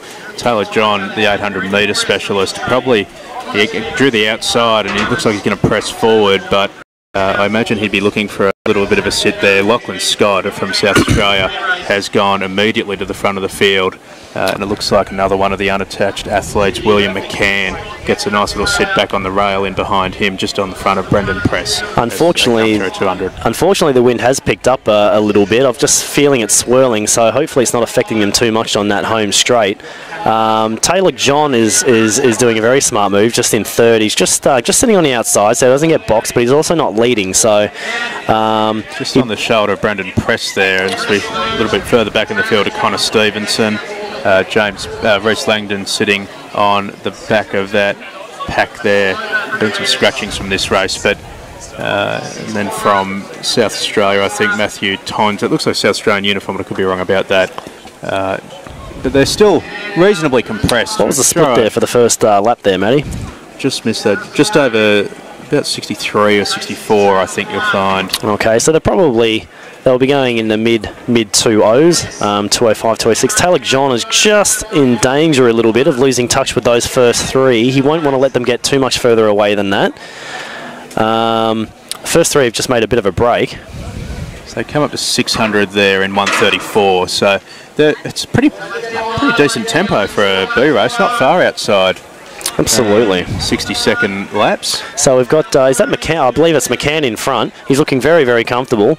And I think he's got his training partner just on his shoulder there. I think, is that, no, it's not Lachlan. Is that Lachlan Scott in second? Certainly is, yeah. Yep. So the two South Australians are really taking it to them. Taylor John has worked to get back in touch. And he should take advantage of this tailwind. And they've just slowed a bit. That was about 207 or so. About 207 through the 800. So dropped slightly on that second lap. It's interesting. They really picked it up at the start of that second lap. It went. There'd been two across. It went Indian file through the 600 metres, and then it's just sort of come back to the field a bit. And there's been a change for second position and the lead. In fact, Lachlan Scott's shot to the front, and Brendan Press has just got up under his shoulder, and the early leader, Will McCann, has dropped back into third position. Then comes Taylor John. And the Newcastle homeboy, Jesse Maxwell from the Newcastle Flyers, gets up to him as they go through the 1,000 at about 240. So they're just coming up to the bell lap here. Taylor John looks as though he's making another move, getting a smart move. Langdon starting to make a move from the back as well. So coming to the bell, got Scott, and Press has taken the lead now. And John looks as though he's going to follow him. And I think they might just and wait until the last 150, maybe even the last 100, depending on how he feels. Some pretty decent grimaces coming across the face now. Lovely shot of the sun starting to set here at the Hunter Sports Centre. Into the back straight for the last time. Press leads, then Scott back on the inside. The Newcastle Flyer, Maxwell, sitting in the middle of the field. Taylor John on their shoulder, and Reece Langdon of the Bankstown Project has shot right to the outside and tries to go around all of them. He's going to run into the back of the Maxwell though, and Press and John are off the front. Then a gap of a couple of metres back to Maxwell as they come into the straight for the last time. Will John's 800-metre kick be able to get him past Brendan Press of In-Train Running? I don't think it will. 50 to run. Smart race, sat back on the rail, third, fourth, plenty of cover.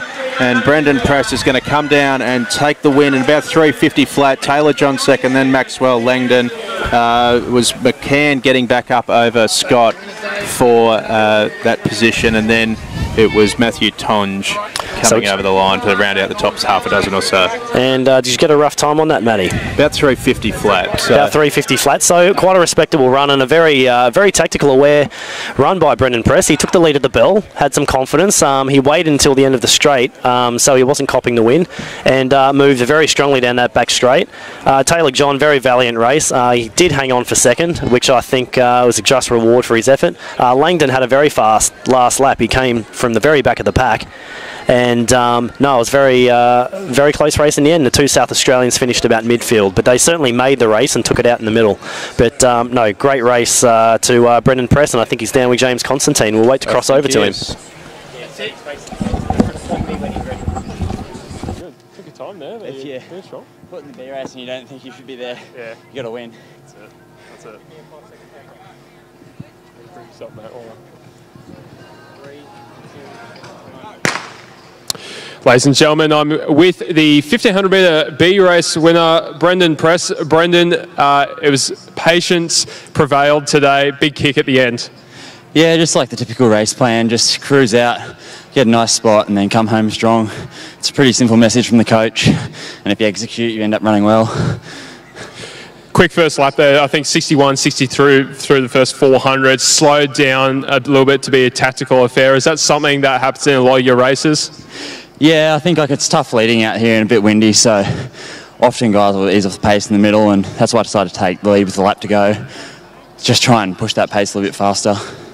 Fantastic, mate. Well, it was a great run. Really, really entertaining. Winner of the men's 1500 metre B race, Brendan. Well done, mate. Thank you. Well done indeed to Brendan Press. 3:50, certainly a perfectly respectable B race winning time. As we look like we've got another of the girls' track races on the line here. Just trying to track down a start list for that race. Okay, want to intro? We've got Scott Shaw.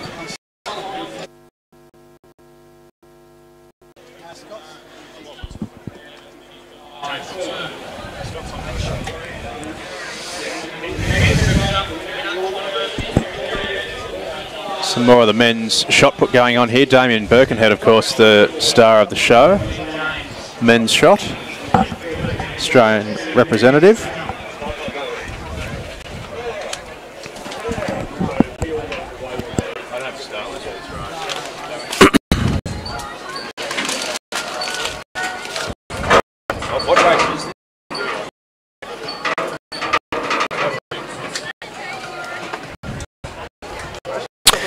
And they're the next one in the circle.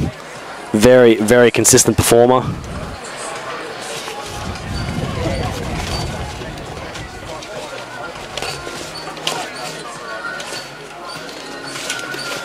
And he lets it go. Oh, he's unfortunately just pirouetted out of the circle. He still has plenty more attempts, so hopefully he can just get the balance right before his next attempt.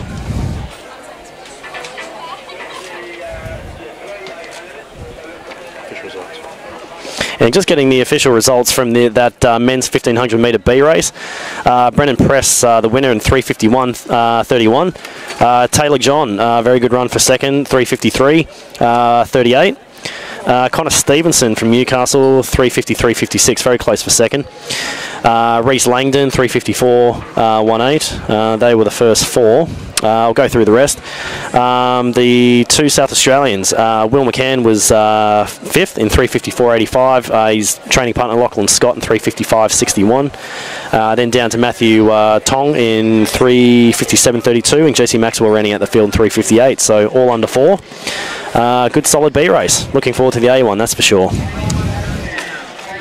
Certainly am. I think that it's hard to pick a winner in that race at the moment. Couldn't go past Luke Matthews. I know he's only opening up. First race in 8 months. Well, I mean, that's the big unknown. But the thing is, any gossip out of the training camp? Well, no. The thing is, he's very good at an opener. In 2016, I found out firsthand how well he opened when he ran 1:46.3, and that was his opener of the season, and he absolutely demolished the rest of us, myself included. And then last year in Canberra, opened up in a 1:45.83, and took down Jeff Risley, Joey Deng, Alex Rowe. Well, he took down everybody. So Luke is definitely not... Well, you couldn't possibly bet against him. It's just the great unknown. It is, but... I always put it in horse racing parlance, something that's trialled at the stable against Winks, and that's true. Comes out and wins at $11. But that's a good analogy. But Luke will never race unless he's in some reasonable shape. So he's going to be a very hard man to beat. Certainly Rory Hunter is in good form. James Hansen and Tom Forthorpe would be the main guys to contend. But my personal opinion, I don't think I can go past Luke Matthews for this. If his openers in the past are anything to indicate, then he should be on for something pretty good. Provided the weather, of course, holds up. The wind should have dropped by the time the 1500 metre field lines up. So can't wait. So what we've got here, unfortunately, the women's 5,000 did not attract a sufficient field to be run. Of course, a bit difficult with the World Cross Country Trials happening in Stromlo tomorrow. A lot of doubling up going on there. So the women's 5,000 won't be happening. What we do have on the main program tonight, as we mentioned earlier in the broadcast, this weekend doubling not only as the Hunter Track Classic here in Newcastle, but also as the 2019 New South Wales Country Championships. And what we have here are three of the main events of that championships, and it'll be two 800 metre races. The men's under 17 800 from the country championships, and the women's under 13, 800 metres. Love me a bit of 800 metre running. Even better as a spectator. So the field for the under 13s race from the inside out, Paige Jessup will run in hip number 1 for Adamstown, Jasmine Damon for Edgeworth in 2, Layla Cooper for Armidale in 3, one of the great strong country clubs here in New South Wales, Alicia Musterpick of Nowra in hip number 4, Matilda Cole, an unattached New South Wales athlete in 5, Phoebe Duran from Adamstown in 6, Phoebe Ryan from Dubbo in 7, and Amelia Sade rounds out the field. The local girl from Raymond Terrace. Country Championships, great event here in New South Wales. A big travelling contingent from all over the place. They're very relaxed. I see a few of the girls having a bit of a chat beforehand. I think the quietest I'd ever be is before the beginning of an 800, but they don't seem too concerned. Well, maybe it's going on a little bit of banter, who knows. But very, very relaxed, and they're enjoying themselves, and that's what it's all about at this age. Have you heard any much word out of the training camps down at Falls Creek, Gary? No, not myself. I was never one myself to go down to Falls Creek, so I haven't really heard much through the grapevine. So your guess is probably as good as mine on that one, Matty, but a few of them will be showing their hand rather soon, but nothing off the top of my head, so I've got nothing for you, mate. It just keeps getting bigger and bigger every year. Falls the going to run out of space, I think. Yeah, there's only so many you'll fit on that mountain. I know. I see the videos, and yeah, there's barely an ounce. I tell you, that's some incentive to keep pace, because otherwise you'll get swallowed up by all the other squads, and things will get very, very confusing. But we've got the 800 lining up. The young ladies just awaiting the starters' commands.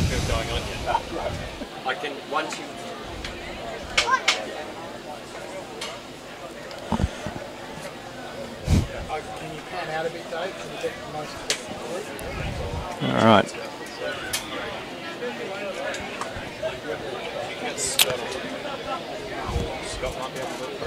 We're going to have to go by hip numbers here, as opposed to bibs. I can't believe you can see the bib names. I can't right now, but even if they come into view, I don't think they have their names on them, just their little A's numbers, so that's not going to mean anything to us. Here we go. So from the inside, we've got Jessup, Damon, Cooper, Mustapic, with Cole, Doran, Ryan, and Saeed. So as we mentioned, this part of the country championships of New South Wales, as the girls come around to the back straight, and it looks like second from the outside, Phoebe Ryan of Dubbo will be the first to make her way across, wearing a part of Mates Amelia Sade of hip number 8. So I think we were maybe an extra late addition to this field.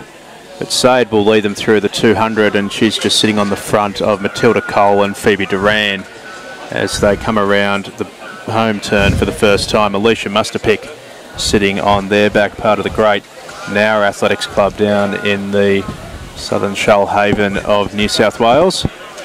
And I think the wind has dropped for the young ladies, which will help them tremendously. Certainly for the older athletes, it's hard enough for them, but for the little ones, it can be even more of a hindrance. As I say, I feel a bit of a breeze behind me, but no, it's certainly dropped. So they're going to come through 400 metres and get the welcome sound of the bell in about 77 seconds or so. Matilda Cole battling for the lead with Phoebe Duran. Just back on their inside is Jasmine Damon. To up.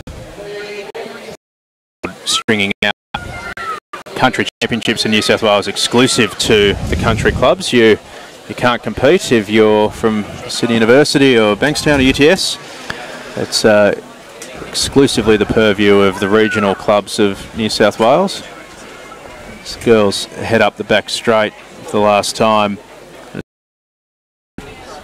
sitting on this field.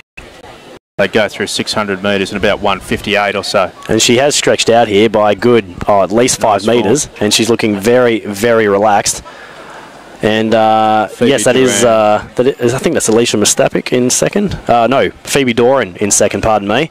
But, and Jasmine Damon in third. So we're coming down. Matilda Cole is looking very relaxed. I don't think the other girl's going to catch her at this stage. She is still holding her form very, very well. Though there is a late rush here. Big effort. Late rush. Saw it on the Doran, it's just before they get over the top. Oh my God, I spoke too soon. What a race. Phoebe Doran gets over the top indeed. Official winning time 2:38.63, and she's got up by just 17 hundredths of a second over Matilda Cole. That is how you time a race, kids. Who's run 2:38.8. Couldn't have timed that any better. But I got to give a big round of applause. I always like the front runner, Matilda Cole. She really took that by the scruff of the neck, and was unfortunate not to be able to hang on. But Phoebe Doran, brilliantly timed the race. Very tactically astute for such a young lady. Certainly. So we can give the official winning times now. We've got our live results system working well. Phoebe Doran, Adamstown 2:38.63. Matilda Cole second, 2:38.80. Jasmine Damon, Edgeworth 2:41.8. Phoebe Ryan of Duck 2:49.20. Alicia Mustapik, Nowra 2:50.78. Rebecca Craig, Macquarie Hunter 2:51.20. Amelia Sad, Raymond Terrace 2:51.30. And Paige Jessup of Adamstown 2:51.83. Just crossing down to James. Constantine has our winner. Okay, we're ready, Lockie. Ladies and gentlemen, I am here with an absolute sensational performer, Phoebe Doran, representing Adamstown, New Lambton, 12 years young. What does it feel like to be racing in the Hunter Track Classic? I'm happy with myself and I tried my best. Yeah. Your last 50 metres may have been the best 50 metres that has ever been run on this track ever. You were nowhere with 50 metres to go, and then you ran as fast as you could. You just go over the line to win the race. It must be such a cool feeling. Yeah, it is. I sort of killed my legs, but it was good. I will let you rest those legs now. Phoebe Doran, thank you so much for talking to me. Winner of the Under-13 Country Championships Girls 800. Thank you.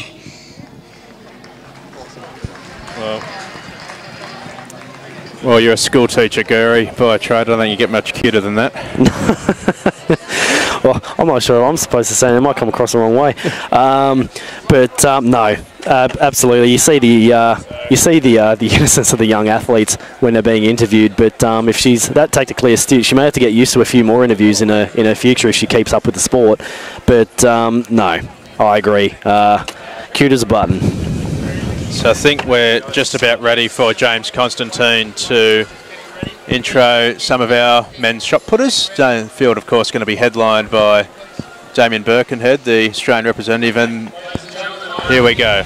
Shot put circle on the eastern side of the ground. It is the men's open shot put with 4 competitors in this one. From Sydney University, we have Matthew Mountford. From Wyong Athletics, competing in the discus earlier, and now the shot put, Jamie Muscat. Matthew's compatriot and local favourite, representing Sydney University, Aidan Harvey. And from Tasmania, the Australian record holder, Damien Birkenhead.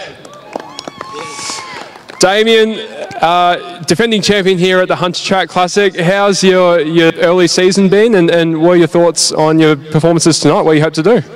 Well, this is actually going to be my first comp of the season, but I'm pretty excited. It's pretty hot here, and I'm sweating real bad. So we'll hopefully get a good throw out there, and all 4 of us have a great night. Fantastic, mate. Well, all the best to you and the 4 boys. Have a great one. Thank you very much.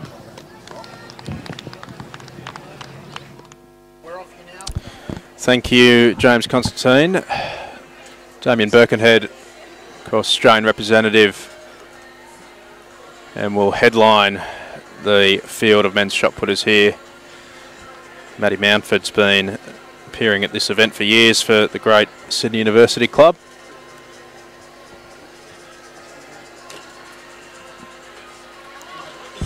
And this is the men's 800 metres from the country championships, the under 17s. The second of 3 country championship 800s, which will be taking place tonight.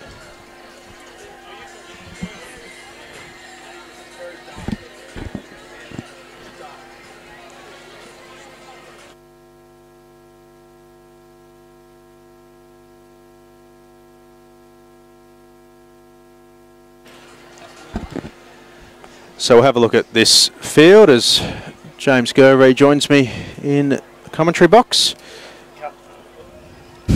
Can't be missing the 800s.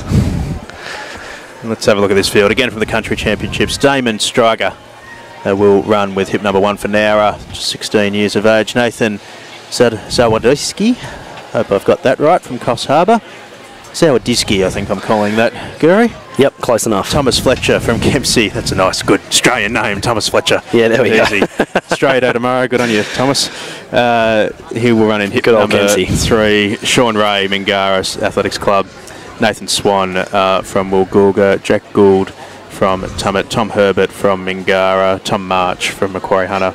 Lachlan Nichols from, it just got down here, Athletics New South Wales, as it does for Lachlan Townsend. Don't have much of a gauge on form since we don't have their PBs handy, unfortunately. So your guess is as good as mine as to who's going to take this one out.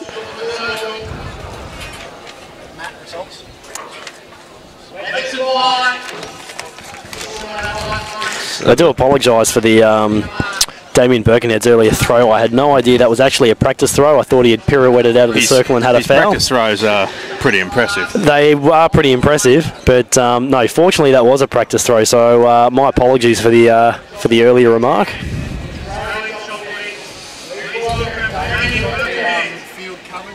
And Damien Birkenhead is just about to come into the circle as we speak. The Rio Olympian and Commonwealth Games representative. Big man, lot of power. 6-time Australian champion, of course, as well. He's been dominant for a long period of time. And he does stay in that time, and he's let it fly. Now, I haven't checked, but I'm assuming that that white line is the World Championships qualification mark. Well, he wasn't too far off that. That'll be one to keep our eye on. Does he already have a World Champs mark, or is he searching for it this season? Well, first meet of the year, I must confess I haven't checked whether his previous season's work falls within the qualification period, but I'm sure by the end of the domestic season there'll be no shortage of qualifiers. Matty Mountford for Sydney University. He has unfortunately pirouetted, and that is not a practice throw, so not the start he was after, but more chances to come. And I'm sure Dean Gleeson would have been a bit disappointed to see that one. Nathan Zawadski, I've finally been told, so there you go. It's a tough part of the job. It is, it is. You'd think me being the English teacher I'd have pronunciation down, but surnames don't come into the job, unfortunately. So I'm just been told the white line is 19 metres flat. So thank you for... Birkenhead's first throw would have been 18 low, maybe 17 high for his opener, so he'll definitely be looking to improve on that. Probably 18 low. Pop my head up out of the commentary box and see if I can see one of the old school high-vis yellow scoreboards. Yep, and we've got Aidan Harvey in the circle now, the other Sydney Uni representative. Hopefully he keeps it within the circle. He does. Good throw too. Wow, very close to that 19 metre mark. That's a very, very promising opener. So the boys just heading behind their blocks for this 800 metres. The nerves would definitely be have set in well and truly, and they're just dreading for the starting command. It's a terrible time when you're waiting to be called to your mark. Lovely shot there of the sun just starting to set here at the Hunter Sports Centre, ahead of what should be a great night of athletics, and off they go. So from the inside, we've got Skriger, Zawotsky, got that right. Fletcher, Ray, Swan, Gould, Herbert, March, Nichols and Townsend. And our runner on the outside, is that Lachlan Townsend or maybe Lachlan Nichols on the outside? Certainly. I think you'll find it's the Woolgoolga athlete, if I'm not mistaken, Nathan Swan. No, pardon me, it's Jack Gould from just outside him. And he's bullet a gate. He's off 27 seconds or so through the first. That is handy. That's opened up a gap on Tom Herbert, who himself has a gap back to Tom March, I think, of Macquarie Hunter. So really strung out at the front of the field. Just told 18.26 for Damien Birkenhead's first throw, but. Jack Gould, he is showing a lot of guts here. He is really taking this by the scruff of the neck. Now in second place at the bell, that's Tom Herbert from Mingara. He's the only one who's really dared to keep him within eyesight. But he will have to work down his back straight if he's going to put himself in contention for this win. It'll be interesting, and I tell you, Jack Gould does look very smooth. I think Herbert might be starting to just struggle a little bit, but 2:50 to go. And we're seeing a move coming from the mid-pack. That is position... Oh, I'm just trying to get a look at that hip number in the green. But Jack Gould, he is extending the lead. He's taking a bit of a peek over the shoulder. He has extended. And Herbert is starting to paddle. And I think that's Tom Marsh, who's moving into second now, the Macquarie Hunter athlete. Will he have enough in the tank here to catch Jack Gould? Gould still looking relaxed, but how many more gears does he have left? He still looks pretty composed. Herbert hanging on for second. Very brave race, but Jack Gould will take this out. We'll wait on the official time. Tom Herbert in second and Tom March in third. Official winning time for Jack Gould, 2:02.06, 2:03.47 for Tom Herbert, and Tom March, 2:03.90. They round out the top three, your official winning times. And Tom Herbert has definitely spent everything. He's on the inside of the track. In fact, both the Mingara athletes are really out to it at the moment. But very, very confident run by Jack Gould. He took the win from gun to tape and wasn't afraid to take the lead and just run his own race. So very, very impressive.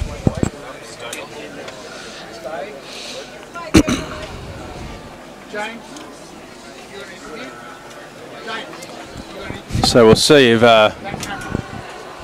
James Constantine can catch up with the winner of our race, and I Jack think Gould. Yes, indeed. And we're just going to cross down to James for the interview with our winner now. Jack, just over. So they find the right camera. Jack. Ladies and gentlemen, I'm with the winner of the men's under 17 800 metre country championship as he gets some more congratulations from his compatriots. Jack Gould, 27.4 through the first 200, mate. You took that out hard.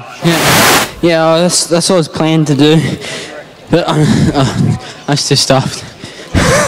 Yeah, I wanted to go through on the first lap around 55, but 6 hours travel was a bit. So do some cobwebs out and got the 200 tomorrow, so it should be a bit better. 6 hours drive. I don't know if car lag's a thing. I don't know jet lag is. That's some serious travelling. It's a serious performance. 2:02. Is that close to your PB? Is that a pretty good race here? Oh, 1:58. But I ran that this time last year, so yeah, I can run a lot quicker. But And front running, is that something that you do? Like obviously you had that plan in mind. Oh, not really. Most of the time I follow this one person, Joshua Atkinson, but he's not here today, so normally I'm like just behind. But yeah. We'll have to get Josh to move to country maybe. Jack Gould, 800 metre under 17 country champion. Well done, mate. Thanks for having a chat. Very much. Thank you. All right, so let's head back down to the shot put, and I think Lachlan Rayner of Track Media has managed to find his way down, and he's going to give us an update from the shot put. Over to you, Lockie.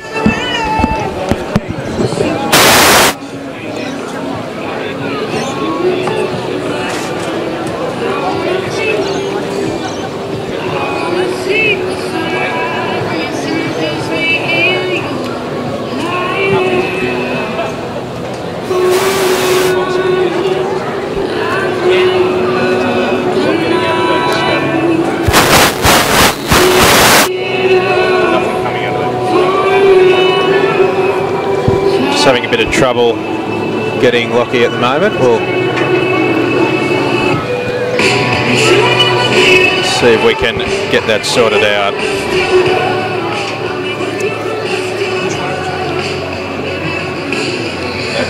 That's the ambient mic. I think it's this one, but all I'm getting out of it is static, so I don't know if something.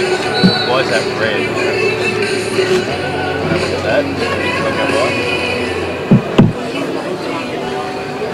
So Aidan Harvey moves into the shot put circle, currently sitting second in this position. Why is that flashing like that? Second in the National Championships, seventh at the World Junior Championships. Well, I've got it turned up. And very close to that 900 metre mark. Starting to move towards his personal best is Harvey. And next into the circle with 11. So we've managed to confirm that 19 metres is the marking of that white tape out there in the shot put circle. The World Championships qualification will be 20.70.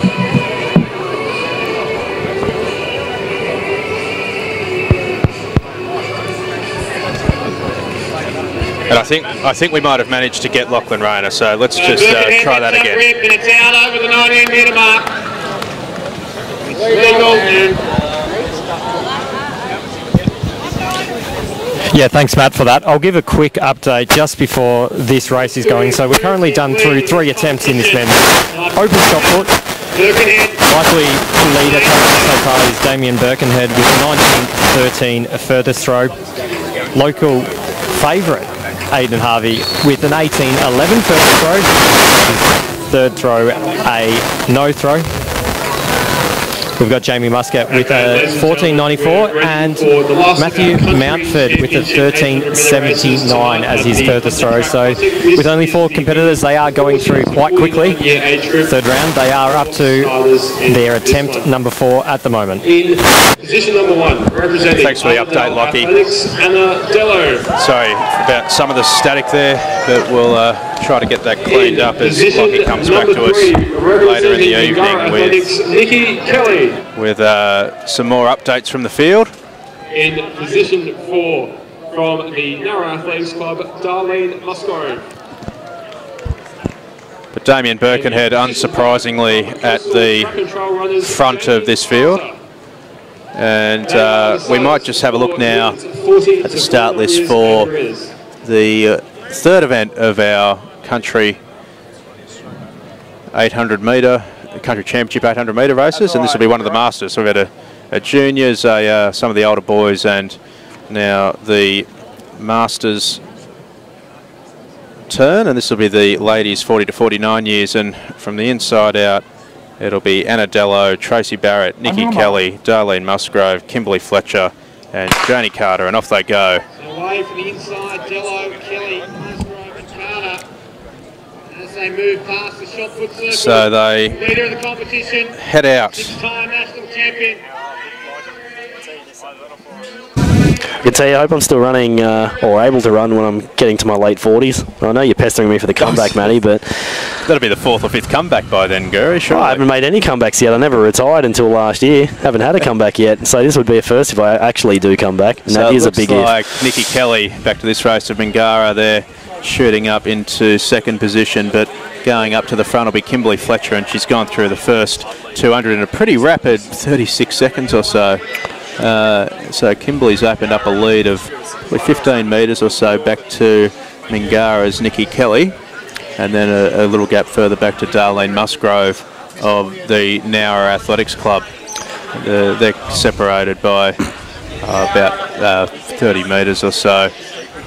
Kim Fletcher, she's got a brilliantly fluid stride. She's really looking comfortable. It's a bit of a grimace on the face, but certainly the rest of the gait looks very relaxed.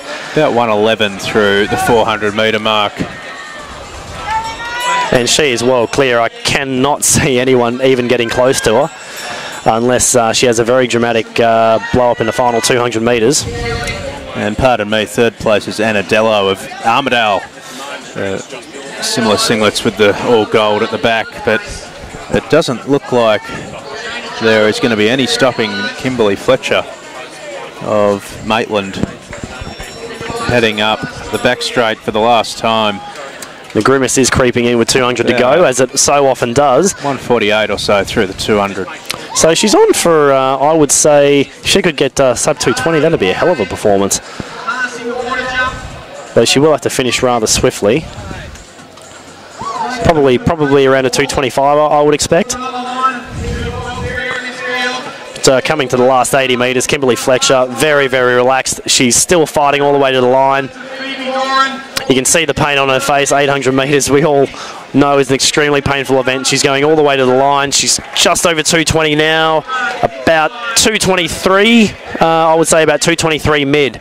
We'll get the official time shortly, but great run by Kim Fletcher. Just waiting for the others to cross.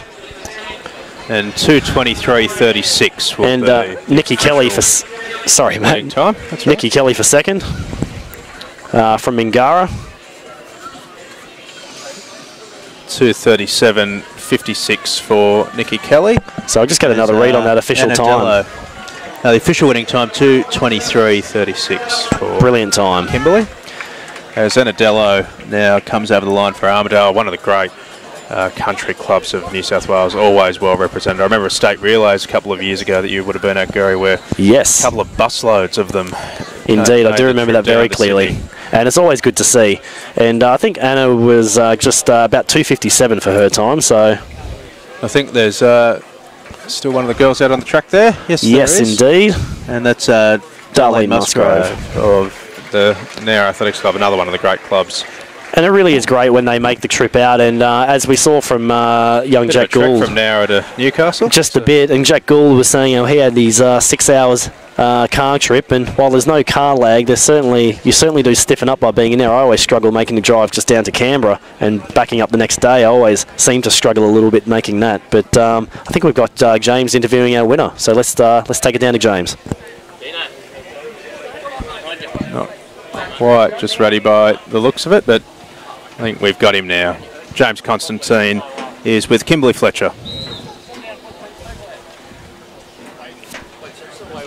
Ladies and gentlemen, I'm here with Kimberly Fletcher. Unfortunately, our start lists were wrong for that one. Kimberly, great run there, led from the gun. Was that the plan? Well, sort of. I'm trying to get the record. Yeah. Please inform us what that record is. Yeah, it is. But I might not have got it. It was close. You were really pushing hard there the whole way around. It looked like a record pursuit, so we have our fingers crossed that you did get it. Kimberly, congratulations. You've won the Country Championship Women's 800 metres. Thank you. Thank you to James Constantine. As we return now to, looks like the men's shot put is all wrapped up.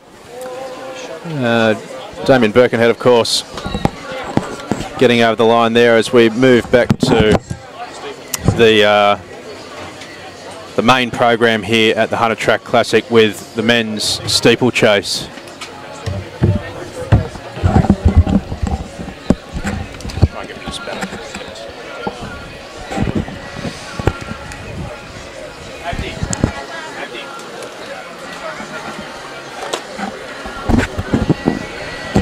And we'll just give a quick run through of the field here. Looking forward to this.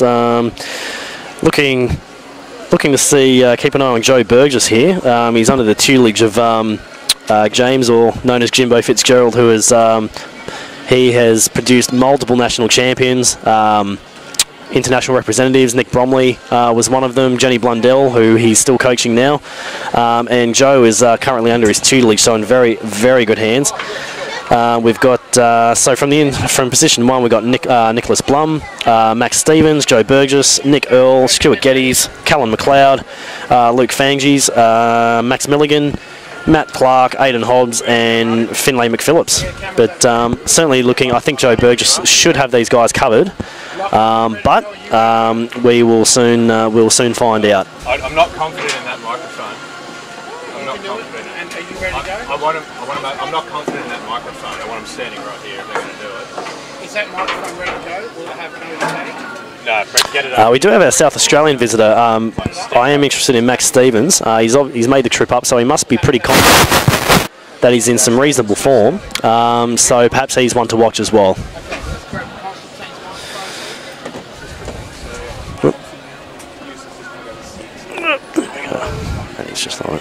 Maddie.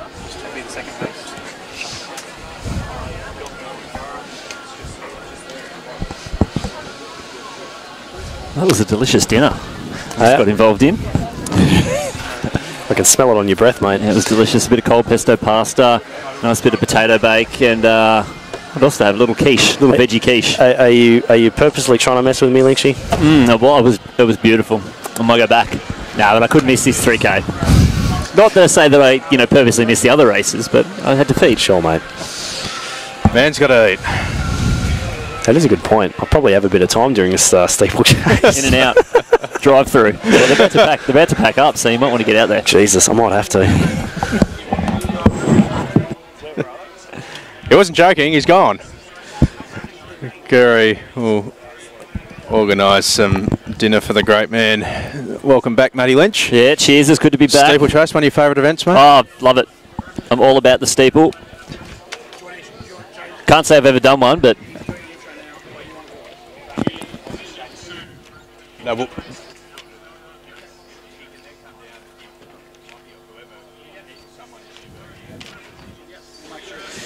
All right, so we'll have a look at this steeplechase field. Not bad at all. I know I saw James Nipris's name during the week. Has he managed to stay on it? No, he hasn't. He might be running the 15. I'll have to check out start lists, but we'll go through them. In lane 1, Nicholas Blum. In 2, Max Stevens from South Australia did some great things a couple of seasons ago over the steeple. Joe Burgess been running at the top level for Sydney University for some time now and has had a couple of breakout performances this year, particularly at the state 3,000 metre championships. Nick Earl will run with hip number 4 and Stuart Geddes will run for Armidale with hip number 5. Callum McLeod in 6 for Western Creek.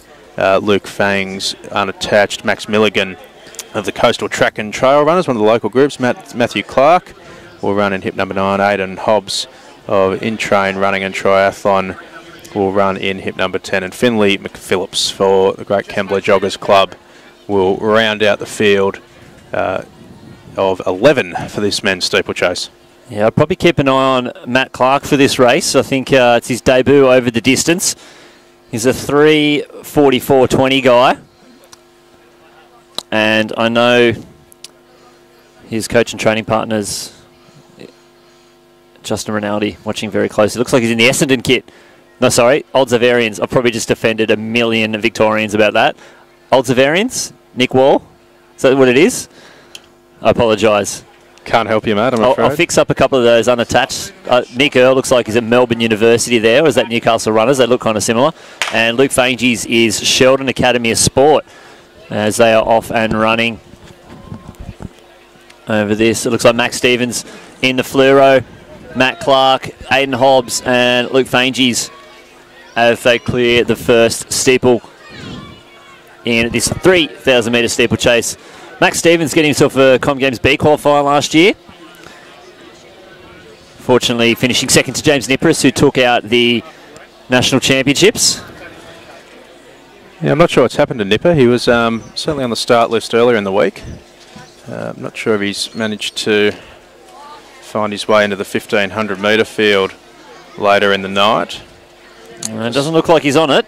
He hasn't made the trip up He's from not on the girls' race either, so may well have decided to run the World Cross Country Trials tomorrow down at Strumlow. But I'm actually fairly sure he is in that too. So might have been the old dual acceptor, as we say in racing parlance. Put your finger in every pie and then decide later which one you're going to eat. That's Aidan Hobbs out in front at the moment. So Max Stevens there in the fluoro. Matty Clark. Joe Burgess now up on the inside. Luke Fanges. So, class field nonetheless. Stevens and Burgess sitting in there, Matt Clark. Certainly nothing wrong with that field as they go through the long sort of 500 so in about 125. Yusuf Abdi, the dual Olympian in this event, has explained to me on any number of occasions where the kilometre marks are. Oh, I can't handle it. And inside, outside steeple, I have no idea. French curve. So I'm assuming this, you might have seen it a few times on the stream, this metal apparatus popping out over the track. I think it looks like a sprinkler system for those hot races during the day. We are at this is combined with the New South Wales Country Championship, so it's been going since yesterday and will continue till Sunday, and it's been bloody hot in Newcastle. And I think that's, you don't really get those in many races, but I'm assuming a couple of those long distance races in the middle of the day, maybe the walks, little sprinkler system, get that water mist as you're competing in the race. Now, some times for these athletes to achieve. 8:42.85, that's the World University Games qualifier. And the A qualifier for the World Champs in Doha, 8:29 flat. So the World University Games now, it's actually 25 years and under. So if you look at our start list now, Max Stevens, recent change, Matt Clark, those guys, a couple of those guys. So anyone 25 and under, if they hit that 8:42, obviously they need to be at university as well, and they also want to go because good chance you're a couple of $1,000 out of pocket. When I went to Russia, it was $5,700. It was a long way. Well worth the money, I'm sure. It was good fun. I won't go to Russia any other time, so why not? So Matty Clark's found his way to the front of the field. It's looking very comfortable. It's gone around the shoulder of Hobbs. As Max Stevens is happy to sit a little bit wide and get himself some clear air. Of course, you don't want to be getting clipped going over the steeples. Joe Burgess now just moving himself around the shoulder of Hobbs as well, and has put himself up into third place. Now 8:08's the 3K flat PB for Matt Clark, set that in 2017, which is quite handy, but it's a completely different rhythm doing these steeplechases. Mostly you spend the whole time almost out of rhythm. So it's just about not losing that efficiency as you get to each barrier. The thing that always amazed me was the limited increase in time between 3,000 flat times and 3,000 steeple. Yusuf Abdi, I think 8:19 PB, which is pretty insane when you put it in the context of what a sub-8 3,000 flat means. Exactly, and it's not like they're absolutely flashing over these hurdles or these steeples like they would in a 110. So Matty Clark just sort of looking up at the sky there, wondering what's going on with the weather. Looks pretty relaxed. Stevens sitting on his outside. No one looking to be labouring too much at the moment. Joe Burgess always has that focused, determined look on his face, and Stevens now comes around the shoulder of Clark and moves himself into the lead of the race. About 4:45 through, and now attacking the water jump, really springing it off. And so I think Stevens has decided that it's time to get a move on here, and he's thrown down a bit of a challenge to the field. Yeah, 8:39.30 for Max Stevens. He did it in Feb in 2018, so he's the class athlete in the field here. That was a qualifier, B qualifier for the Com Games last year, and he really has opened up this field here. We'll see if Matty Clark, Burgess and Hobbs can hold on and possibly close that gap, but from a class athlete like Stevens, it's going to be very difficult.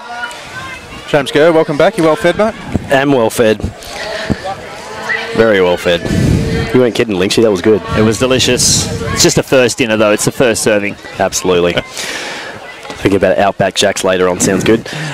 Max Stevens is really throwing the gauntlet down here. I wasn't exactly sure. I should have looked at his PB before. 8:39.40. I did see that. Just mentioned 8:39.30. Sorry. And that's scorching. So I should have known better. I thought Burgess was going to be the man to beat, but Stevens has really taken it to them here. So it's going to be interesting to see what time he produces. Burgess is back in third. Can you get a read on who's in second there, Lynchie? So that's Matty Clark. Matt Clark. Ah, yes, of course. Altavarians, I think.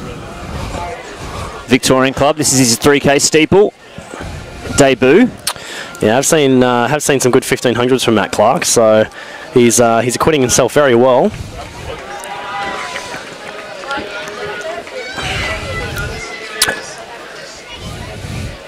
So 8:29 is what they need for World Champs, and World University Games there, 8:42.85.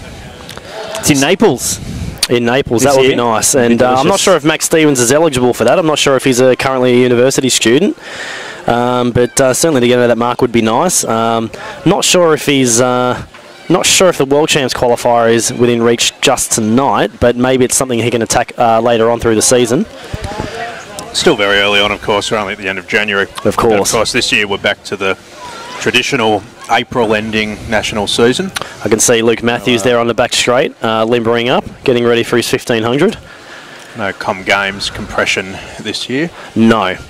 They did make the season last year very, very tough for many of us. Bit interesting. We saw some, people really going sort of December. Nice and early. We didn't really have much of a choice. I mean, in January, I think I had three races back to back. There was Perth, and then Canberra, and then Nationals. So it was a stacked season last year. So obviously we had the Com Games very early last year, but.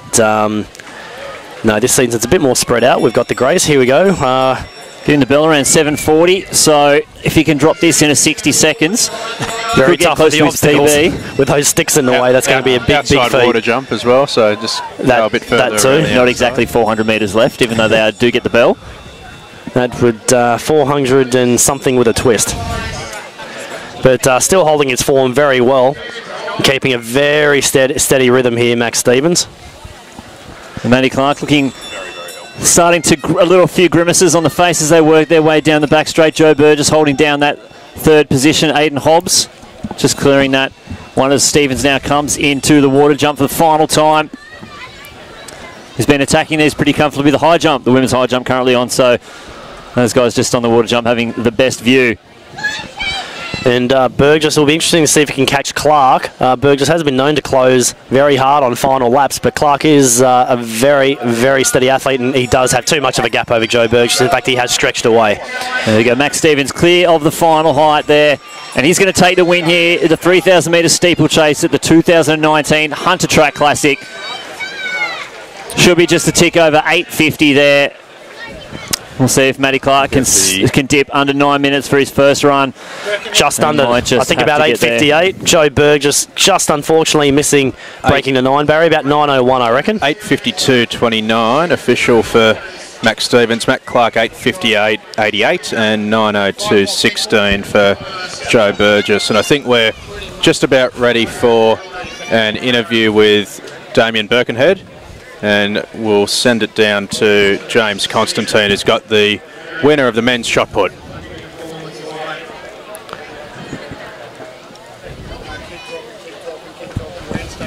Slight delay. I think we're waiting for this steeple to finish for the stadium commentary as well. So yeah, so there's looks like the rest of this field. Hobbs was fourth over the line in 9:12. Then Nick Earl 9:19. Luke Fanges was sixth in 9:33. Nicholas Blum 9:37. Callum McLeod 9:43. I think we're now ready with James now.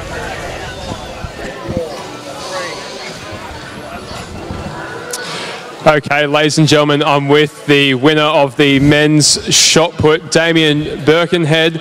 19 metres 26 tonight, early in the season, good performance. You happy with that, Damien? Yeah, I'm pretty happy with that. Came in tonight with a game plan to, slowly building competition, and I did that. I probably started a little bit lower than I liked and finished a bit lower than I would have liked, but I went out there and executed my game plan, and that was built in for Monday. Fantastic, mate. And you are going to Canberra on Monday. Hopes and aspirations for the meet there? Just build on what I did tonight and progress, and hopefully I'll get a little bit further, and that's all I can ask for. Fantastic. And slightly off topic, you told me you are doing some coaching at Brighton Little A's. How's that coming along there with the little ones? It's pretty good. A lot of little kids are enthused, and it's good to give back to sport. It's actually teaching me more, because I find it hard to teach them and how to do it. I have to think about it myself, and it's new. Fantastic. It's so good to hear that the top athletes are giving back, and we thank you for that. Damien Birkenhead, winner of the men's shot put. Thanks very much. You defend your title once again. Yeah, thank you very much. So thanks there to James Constantine. Got the ever successful Damien Birkenhead here at the Hunter Track Classic. Congratulations to him, and I think James is going to make his way down. We'll also see if we can catch up with Max Stevens, the South Australia. 8:52.29 the winning time for Max, and I think James Constantine is ready to go with Max. That was in Adelaide. State champs, yeah, beautiful. Yeah. And ladies and gentlemen, I'm also with the winner of the men's 3,000 metre steeplechase, Max Stevens, representing South Australia tonight, 8:52 I think it was. Happy with that? Yeah, no, good early season hitter. I think, yeah, this year obviously it's back to the usual. We wait until April to have a championship race, so just sort of getting into the steeples again. But yeah, tonight we had Clarkey who was debuting, so just sort of see how we go first up and try and kick home, and yeah, not too bad. Beautiful. You were actually the leading Australian male 8:39 last year. You set that at the Adelaide State Champs. Are you looking forward to getting back to that form shortly and pushing on into the 8:30s and maybe even to the 8:20s in the next 12 months? Yeah, I think so. I mean, that race was very different to the one we ran tonight. We went there with a plan to run as quick as we can. So, yeah, it's a long season, and yeah, potentially look at going overseas and try and get as close as we can to that 8:30 mark. And yeah, you never know. It's quite an open event at the moment. I'm sort of in the box seat at the moment, so yeah, it's good. Fantastic. We can't wait to see what you can do in South Australia and also across Australia. Max Stevens, thank you very much. Defending Hunter Track Classic champion once again. Thank you very much, and thanks to everyone for coming out. And Hunter Track Classic, such a great meet, and yeah, so friendly to come and run. So yeah, thanks to everyone. Cheers. Thanks, Max. Oh, what a suck up. He's definitely getting invited back. Playing up the crowd. Yeah, he is carrying the favourite of the locals, that's for sure. He might be getting a couple of free drinks tonight. Well played. We've got the women's 100 lining up. We've got a couple of doublers here. We've got Michelle Janicki and Carla Tuckshi, the training partners. They ran hurdles earlier today, or earlier this afternoon. And we have pretty much almost a full field here. Yeah, a few athletes backing up from the country championships, so they've run the heat and the final of their country championships in their own age groups, and then coming out again for the Hunter Track Classic. So we'll see how there was actually giant tailwinds during the main program of the country champs. So I don't know, it feels a lot stiller right now. The wind has dropped dramatically, so I think they'll be okay for this. Certainly more favourable than it was for the hurdles, and we're seeing Monique Quirk. You will not miss her. That bright pink outfit. Sorry, I've actually got the name wrong. Totally. It was Tia McPherson. Pardon me. I had the order wrong on the original page. My bad. Yeah, she's a local from up here, so obviously wants everyone to make sure they know what lane to look out for. We have a scratching, actually. Sarah James, I cannot see her down on the start line, which is a bit of a shame. No, so it looks like we are starting in lane 4 with Monique Quirk, Michelle Janicki in 5, Tia McPherson 6, Bronte Carroll in 7, Carla Tuckshi in 8, and Brittany Carroll out there in lane 9. Just getting a look at the form on the field. I'd have to say Michelle Janicki would be the obvious favourite here, but there are a couple I'm not so sure about it in terms of their credentials. Maybe you guys can shed a bit of light on this. Who would you like to know about? How about the bright one, Tia McPherson? Tia McPherson, she's had a pretty good experience with the New South Wales teams, Australian All Schools and Australian Junior Championships, so quite a little bit there. Bronte Carroll did a PB this morning in the heat, 12:12. Well, there you go. She will be a challenger then. She definitely will be up for a good run. We took her to the Melanesian Regional Championships to Vanuatu this year in the 200 metres, which I think she might have finished second. Certainly know your stuff, Linksy. Putting us all to shame. When you spend too much time around athletics, there's other things that are getting pushed out with this stuff. So, you know, that's unfortunate. At least I still know how to drive. What's been some of the opportunity costs, Lindsay? I wouldn't even know. Couldn't remember anymore. What could you have been? Oh, who knows? Tends to happen. I'm lucky. I'm a teacher, and I'm still going through Shakespeare and literature. Otherwise, it'd be filled with nothing but track and field statistics. Not there's anything wrong with that. I just saw David Tarbotton walking across here. Speaking of the oracles of all things. Don't take that personally, Tarby. That wasn't a shot against you, mate. It really wasn't. The highest of compliments. I've never met a more knowledgeable man in the sport. Certainly on domestic knowledge. I think I've given him a run for money on international statistics, but on domestic ones, he puts me to shame. Whew. He even identified test that over a beer one night. Okay, you're on. Tarby will have a soda water, as is his block. Well, if I have too many beers, my knowledge might start to go a bit skew-whiff, so that's unfair. All right, so the girls just going through their warm-ups. In fact, Darby was a bit cheeky. He asked me who won the men's 100 metres in the New South Wales State Champs in I was there that day. That was one of the funniest things I've ever seen. And it was very funny because it ended up being my dad. And I didn't even know it, and Darby did. So he completely took me to school that day. That was a classic.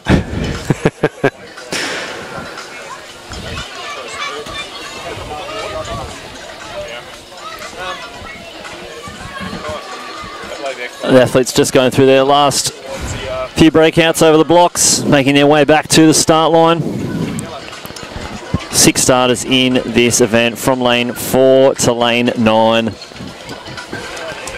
Much more favourable conditions. We're looking at nearly prime weather, and the sun is almost set. We've got a nice little twilight glow over the Hunter Sports Centre, which is great, and as the girls go down to the blocks. It's funny, technically we're not in Newcastle right now. Glendale. We're in Lake Macquarie. I said Lake Hunter. Macquarie Council. I know, I wasn't saying you got it wrong. That old Newcastle Lake Macquarie rivalry that probably doesn't exist, I don't know. There's no one from Newcastle watching the stream, they're all here in the crowd. Exactly. They're off and running there. Fast start from Quirk and Team McPherson into a running, but Jenica, she's a Class A athlete in this field, getting real battle there on the outside with Quirk. It's going to be a tight battle. Monique Quirk really into a stride. It's going to be a big dip on the line. And I think the experience there of Jenica just getting her over the top. Just waiting for those official results. I think Jenica shaded it. Yes, she has. 12.21 over Monique Quirk. 12.27, very close. For the hurdler, it wasn't that much of a dip for Jenica. I expected a bit more of a lunge, but I guess she had it covered. Bronte Carroll in third, 12.36. T. McPherson in 12.78 for fourth. She started very quickly. Back to Tarkshi in 12.82. And Brittany Carroll in 13.51. The wind negative 1.3, so still blowing. Yeah, not as great as we thought it was. Actually less earlier. So, all right, we can't get everything right. Let's pretend that we're in like a sheltered area. We are in a bit of a sheltered area, so it might be playing some tricks with us. So at least it's not over the 2 or at Interclub last week where we had up to 5 metre headwinds. I think we got James Constantine down with Michelle Jenica now.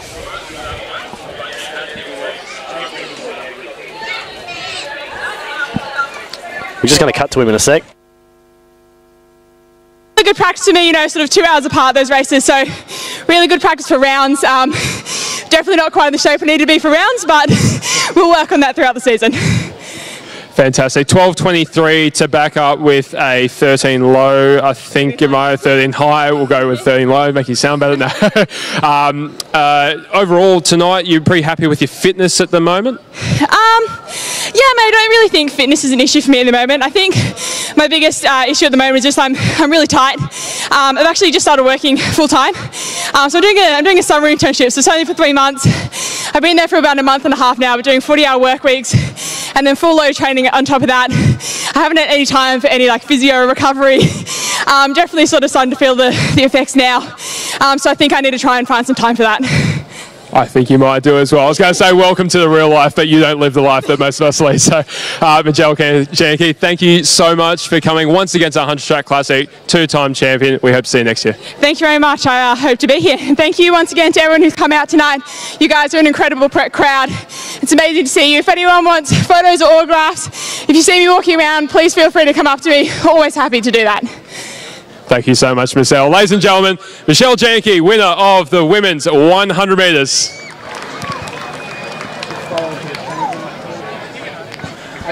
Well, Michelle Jenica, smiling as always, a very honest assumption, or I guess assessment of her performances. I was going to say it's not that bad working a full-time job and fitting in with athletics. Michelle, I had my best season doing that, so it just takes some getting used to. You'll be fine. Just having the full-time job's bad enough. Don't remind me, mate. It's my first week back at work. I just came straight from there. You don't need to remind me, mate. Teacher, is it the lack of holidays there? Just yeah, for half of it, in which I'm designing units and marking essays. Don't get me started, Matty. Ignorance, mate. Every single school teacher, it's maybe it's because it's there's a bit of truth to it, mate. Sure. Try taking my job and let's see how you go, mate. And I'm seeing some pretty old school kit there by a Mr. Joshua Ross, especially those bottoms, the old Nike kit. And it's good to see him back. Haven't seen him in a long, long time. So I've just got a bit of gossip in over the Facebook Messenger, I think we are going to have a little bit of pace in the men's 1500. So that might just help move things along a little bit. Looking at something like 157, 158 through the 800 metres. So possibly from the man who did win the 600 metre B race. Possibly, yes. I think, from what I've heard, I think Taylor John of Bankstown's going to do part of the honours, but I think... Ladies and gentlemen, we've seen... Trying to find a couple, but I think we'll throw down James Constantine for the intros to the men's 100 metres. The men's 100 metre A race. Let's have a look at the field now. Going out of lane 3, representing Campbelltown Athletics Club, Jordan Sarmento. Dave, your camera's out of focus. In 4, representing Campbelltown Athletics Club, Ismail Dudu Kamara. In 5, one of the best 100 metre products of Australian sprinting, PB of 10:23. Ladies and gentlemen, please welcome Josh Roche. In 6, representing Campbelltown Athletics, please welcome Anas Abu Ganaba. Dave, can you hear me? Dave, can you hear me? In 7, the unattached athlete, please welcome Will Roberts. And on the outside in lane 9, representing Knox Grammar School, Nicholas Bates. There are your starters for the men's 100 metres. Okay, great men's 100 metres lining up. We've got the multiple national champion Josh Ross still kicking. He's already run twice today. Well, there you go. Makes our comeback sound hopeful, doesn't it? 38 years old. Older than me, so there is hope. Undersold him, of course. Yeah, 10:08 for Josh Ross. The fastest time run by an Australian in Australia. Yes, 2007 National Championships, scalping Patrick Johnson and Adam Miller. That's a name we haven't heard in a while, Adam Miller. But we've got a pretty crack field lined up here, and he will be pushed. It's going to be interesting. We've got, of course, Anas Abu Ganaba, who we were speaking about before. Back from injury. Yes. A week ago. And the other Campbelltown boys, Ishmael Kamara and Jordan Cemento. And also interesting figure on the outside, Nicholas Bate. He's coming up through the ranks. And interesting coach, Dwayne Ladejo, a two-time Olympic medalist. So from Great Britain, who has settled here. Yeah, 400 guy, 44.40. So yes, quite handy. 44.60. He was a gladiator. He was a gladiator. I think his name was Predator or something. I'm sure you can find that on YouTube. I know. I saw the outfit he had. It was a little bit scary. I don't mean threatening. I just mean scary. Quite a large man. It's a large body to move around 400 metres. Yes, it is. But he did it well and picked up a European title and scalped Roger Black in 1994. So. No, certainly good to have a few of the names from the past and internationally settling out here and helping out with some of our boys. There's Michelle Jenica being true to her word there. Autograph time down near the finish line. It looks like we are missing Hugo Whitehead out in lane 8, but Will Roberts winning last year at the Hunter Track Classic, and he actually won the under-20 national title in 2018 over the 100 metres, falling short of the World Junior qualifier by 0.01. Running 10.56 as his personal best. But I say the form athlete, Anas Abu Ganaba, as long as he's feeling good. Jordan Sarmento, he might throw a spanner in the works. More of a 400 metre runner. He has run 46.44 at the Commonwealth Games trials last year. He's been testing his speed out over these 1s and 2s. Hopefully we get to see him over a 4 in the future. And his teammate and training mate there, Ishmael Kamara, Sierra Leone athlete, now staying out in Australia. We're in 10.75 windy down the Illawarra Track Classic. And the boss sandwiched right in between. We're in 10.59 windy today already. Not bad for a 38-year-old, not bad at all. Can you set up a shot, please? Set up a shot. Just not bad generally, I would say.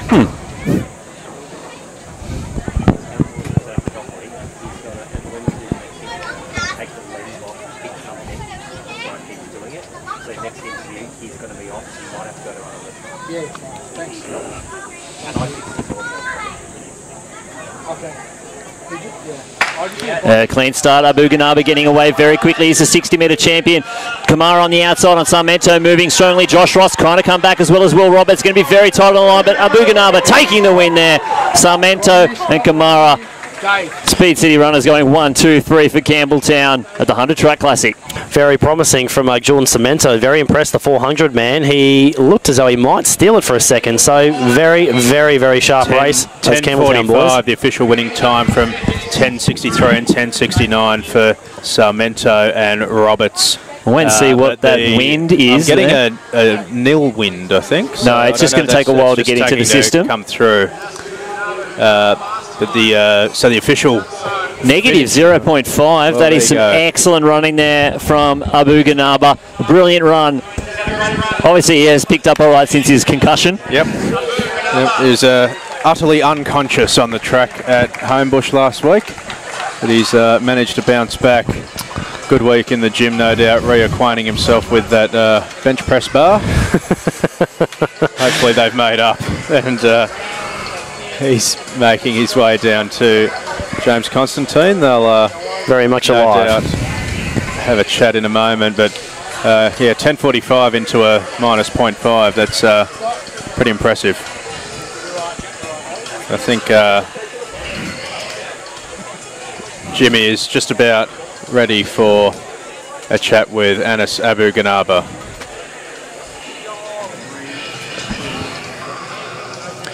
Ladies and gentlemen, I'm here with the winner of the men's 100-metre championship race at the Hunter Track Classic, Anas Abu Ghanaba, in 10:50. Anas, pretty good run there in a slight headwind. Yep, it was a good run. It was good to come out here down at the Hunter, get a good training session in, and here working hard for the next comps coming up. You got a good little crew there in yourself, Sarmento, and also Dudu Kamara. You boys are very friendly with each other on and off the track. What do those boys mean to you in training and also racing against them? To be honest, man, I love my training partners. They push me every single session. It's good that they're running out there, running well themselves, and I can't be thankful for them enough at all.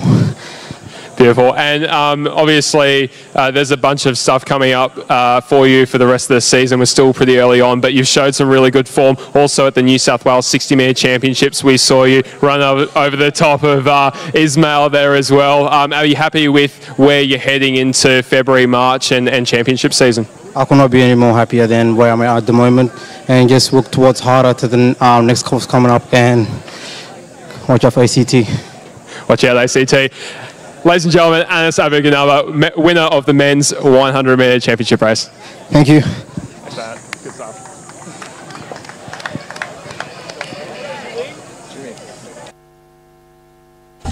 Thanks, James Constantine, and getting ready for the four last races of the night as the 1500-metre girls make their way down the front straight here at Hunter, and you can see across the track there, pretty impressive cast of ladies making their way down. Belinda Martin, very big field, Stewart, together on the track as they so frequently are. Beth Croft there, Kate Spencer, Izzy Thornton, Bott. A pretty strong field here. Certainly not the strongest we've ever seen, we have to be fair, but certainly nothing wrong with the cast that's been assembled here. Absolutely, there's some very, very class athletes here. Izzy Thornton Bott, who's an 800-metre, probably more known as an 800 runner, but she has established herself. Junior bronze medal over the 8, but yeah, certainly starting to step up to some more. In fact, she did win the 1500 here last year, did she not? 15B, I think. 15B, yeah, right. Year. But no, she's establishing herself well as a 1500-metre runner, and she's definitely going to have a crack at the UTS Norse record, which is 4:21. The PB is 4:23. We've also got Kate Spencer, also from UTS Norse. She has been an exceptional 15 to 5K runner over the years and has really, really been tough to beat. Beth Croft, Sydney Uni, well versed. Representative, of course, over the steeplechase. Absolutely, mostly known as the steeplechaser, but great range from 1500 to 5K as well. And we've also got Georgia Wincup and Imogen Stewart, especially the youngster, but also Georgia Wincup and Emily Augustine to keep them company as well. So, no, good lineup. What a delicious shot there of the Glendale. The sun just having slipped behind over there. And other than, that wind certainly has died down. It was only minus 0.5 in that last 100-metre race. So it's certainly still warm, but they won't get too hot over the course of 1,500 metres. Feel like it's not far away from pretty idyllic middle distance running conditions here at Hunter. Still warm, but I'd be loving to run a 400 right now. So I don't know how much colder you want it to do. Yeah. Physically, I don't want to run a 400. That's mainly even when I was in shape. But, mentally I could probably have a dig. Wouldn't get very far. Linda Martin, one of the stalwarts of Australian and particularly New South Wales middle distance running, just being introduced to the field. She just continues to amaze, never looks like Running for Illawong. I don't think I've ever seen her outside of a St George jersey. There you go, things have actually changed. So, mate, you move up to Queensland, you run the world's shop gone there. mad. It's like you not being in a Mingara singlet, Lynchy. I haven't joined another club though. I did in Queensland. I found another bird. Izzy Thornton-Bott just about to be introduced. She definitely has the game face on today. That UTS record. She is 4:21 and her PB is 4:23, but has the game face on today. But away from the track, I don't think I see anyone with such a perpetual smile on her face. Doing a great job as well with her ITB Pro work, or the photography for free for a lot of our athletes here in New South Wales. And from Mr. Liddy's squad. They've saved the best to last there, potentially, with young Imogen Stewart just taking off around the bend. So the girls make their way around for the women's 1,500 metres. So who's your pick off the top of the head, Matty? And you got any favourites? Jeez, it's I have to have a look at the list. It's Melinda Witchard has won New South Wales Mile Championships over the distance. Beth Kate Croft, Spencer, of course. possibly. Yeah, I think Kate will be certainly right up there. I think she might be the one to beat. I think Madeline Murray, I read during the week, has one of the better personal bets in this bests in this field. Well, pending the form she's in, she could definitely be a factor. Yeah. And of course, Imogen Stewart keeps recording world's best performances for her age group. She may just get another one. This is probably, I must say, one of the first races where Imogen's been in where she would be a legitimate chance of potentially being right in the finish in an open race. I think it's being unfair to anyone here to say it's not the highest quality open 1,500 metre field that's ever been assembled here in the ladies. But having said that, it has made it a very open race. And we just have the crowd now moving onto the track. We just see Alex Beck there getting ready for his 600 metres. Getting ready to take him out fast. He is going to run the legs off these boys. He's certainly going to try. Well, he did run 46.9 over 400 metres last weekend in Queensland. Well, he's rounding into form then, so I reckon Bexy's of the year. Bexy's going to go through, I reckon, 47 high. And he looked smooth. It was a very easy, rhythmic run. I wouldn't say easy, but it was controlled. And I think that's what they need. And that's exactly what Bexy's going to want if he wants to hang on for that final 200. We've just seen the crowd now moving onto the track, as they so often do for these middle distance events. It really, really increases the atmosphere for everybody, especially for the competitors, because everyone's so much closer. You almost feel as though they're touching you at times, especially around the turn, depending on how many lanes they go in. Certainly hope it gives the boys a lift with a couple of 100 metres to go. Absolutely. In that 600. No, it's quite riveting. Certainly in a couple of the races in the past that I'd run against Rudisha, they did move the field in. Melbourne 2016 was a prime example of that. So it really does help and add to the atmosphere. So really looking forward to this. All right, so they're just about set in the women's 15. We'll just zip through it again from the inside out. Lewis, Brown, Murray, Purcell, Spencer, Williams, Martin, Mbakara, Croft, Smith, Thornton-Bott, Woodger, Pickering, Stewart, Whincup, Augustine and Witchard. And I must say, actually, I don't think Melinda Witchard has taken her place in the field. Well, she was a dark horse, so a bit of a shame. A few scratchings off this side of this. Actually, I think we've lost Whincup, Augustine and Witchard. So the field will be rounded out by Imogen Stewart, wearing hip number 14 on the outside. So a few scratchings, but they may not be a bad thing, because it's still a very, very big field, and it may prevent anyone getting tangled up and coming a cropper. Turns 14 this year, Imogen. My, that is a bit scary. And to know that she's 14 and could potentially even take this out tonight, that is scary talent. So here we go, in the hands of the starter now.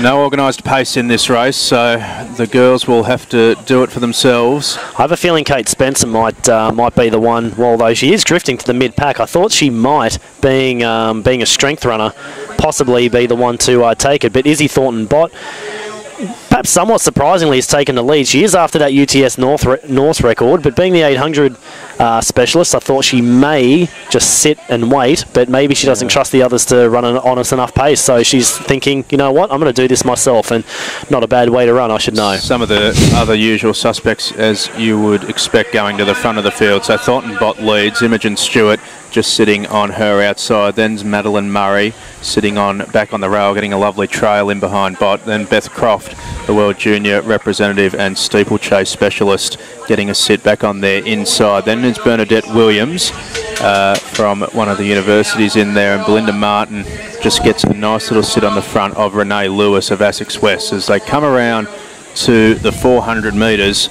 And it's looking like it's going to be bang on about 68 seconds, 69. Yep. So Izzy Thornton-Bott continuing to lead. Imogen Stewart just sitting on her shoulder, looking very comfortable.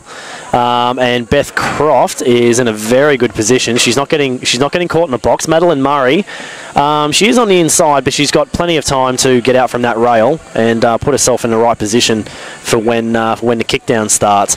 Imogen Stewart always just looks to have that little bit of a grimace on her face, but she's moved herself up onto the shoulder of Thornton-Bott, and as we mentioned before the race, remarkable, turning 14 years old this year, that she's here right in the front and kicking it in an open race on the Australian domestic calendar. 146 as they went through the 600 metres, so pace holding firm enough, but nothing too crazy. There's a little bit of a move, comes around the outside. A little bit of tangling there as well. Williams. They're starting to move. Kate Spencer just trying to hang on. Madeline Murray also coming around the outside. So a couple of the open girls looking to move on the tempo a bit and just get onto the front of the field. It was 69 seconds through the first 400 metres. They're almost dead even here. They've dropped a little in this second lap. It's going through in about 2:20. So they have dropped, and Thornton-Bott has actually had that lead taken off her, but that's okay. She can probably get a good sit here. That'll probably sit her. This happened to her at Zatopek, where they came around after about 800, and she made the, not mistake, but just wasn't quite strong enough to go with them when the speed started to increase. We'll see how she's progressed over the last month or so, and whether she can hold on to them this time. Looks like she is so far. So Madeline Murray's gone to the front of the field from Bernadette Williams. Thornton-Bott just moves out slightly to sit on their shoulder and makes sure not to get boxed in. Imogen Stewart sitting right on the front of Belinda Martin, and what a sight that is at an open national tour meet. Beth Croft sitting on the back of them, and then just getting in behind is Brielle Embiker, who, as they come down to the bell... Imogen Stewart working very hard to stay. You can see the grimace on her face. Thornton-Bott looks very relaxed. 3:12 as they go through. Madeline Murray, she is starting to stretch slightly. Thornton-Bott's going to need to reply, as well as, Bernadette Williams in second. And they have dropped them. Thornton-Bott looks to be in a bit of trouble, so it looks to be in the first two. So as they go through now, that was a 68-second lap. So they have lap cranked so it far, up. 69, 71, 68. It's pretty honest. Murray's been at the front from the start. Then, pardon me, Bernadette Williams just sitting in on her back. 200 metres to run at 3:44. Murray's stretching out now. I can't see Williams pegging her back from here. Madeline Murray looks very, very relaxed. Williams has not given in just yet. She still might have something left in the tank, but I think that gap, that bit of elastic might have is on the verge of breaking, and Madeline Murray is now moving away very comfortably. They have dropped Thornton-Bott, who's trying gamely to hang on to third, but Madeline Murray is going to take this out from Bernadette Williams, who will refuse to give in. As they come to the line, we're looking at about 4:15, 4:16. Very, very good running. Thornton-Bott, will she get that record? 4:22, I think she's just missed it, but very, very brave run. by Izzy Thornbott for third. Beth Croft just behind him with Georgia Whincup. Very, very good running. Kate Spencer just crossing the line as well. But Madeline Murray, 4:15.99, the official winning time for Madeline Murray. Bernadette Williams, 4:17.01, and Izzy Thornbott just misses the 4:22.80. Another PB though, and she will just keep getting quicker and quicker. Very, very good running. Beth Croft, the Sydney University World Junior representative, 4:23.48, and Brielle Embiker, 4:23.56, round out the top 5 here in the women's 1500 metres. Still very hot conditions here. Imogen Stewart, a 4:25 for her. I'm not sure where that ranks in terms of her best times. Matt, any idea on that? Not off the top of my head, I'm afraid. But very brave run. I have a feeling she might have just gone a little bit quicker than that, but as I said, it's brave running. Just probably a bit warmer than you'd ideally like here at the Hunter Track Classic. And it does get draining. The weather really does sap you, especially if you get out here a little bit too early. But 4:15, very, very, very impressive running. And really took a lot of confidence tactically, was very astute. Between mum and daughter. It's always nice to see, isn't it? I mean, that's remarkable in and of itself, isn't it? It really is. Belinda It truly Martin, is. who I think won't mind me saying, number has a 4 in front of it now in running on the same track as her 14-year-old daughter in what is the first real meet of the season proper. And we've just got James Constantine now, who is with the winner of the event, Madeline Murray. Ladies and gentlemen, I'm here with the winner of the women's 1500 metre championship race, Madeline Murray, 4:16.01, almost to PB territory for you. Yeah, I'm pretty pleased with that. It's getting closer to where I want to be. So, yeah, just enjoying racing again and, yeah, back in the Aussie territory. Fantastic. So there's probably a few people here who don't know a whole lot about you, myself included. You say you lived in Great Britain for 10 years. Did you do much running there, and what brought you back to Australia?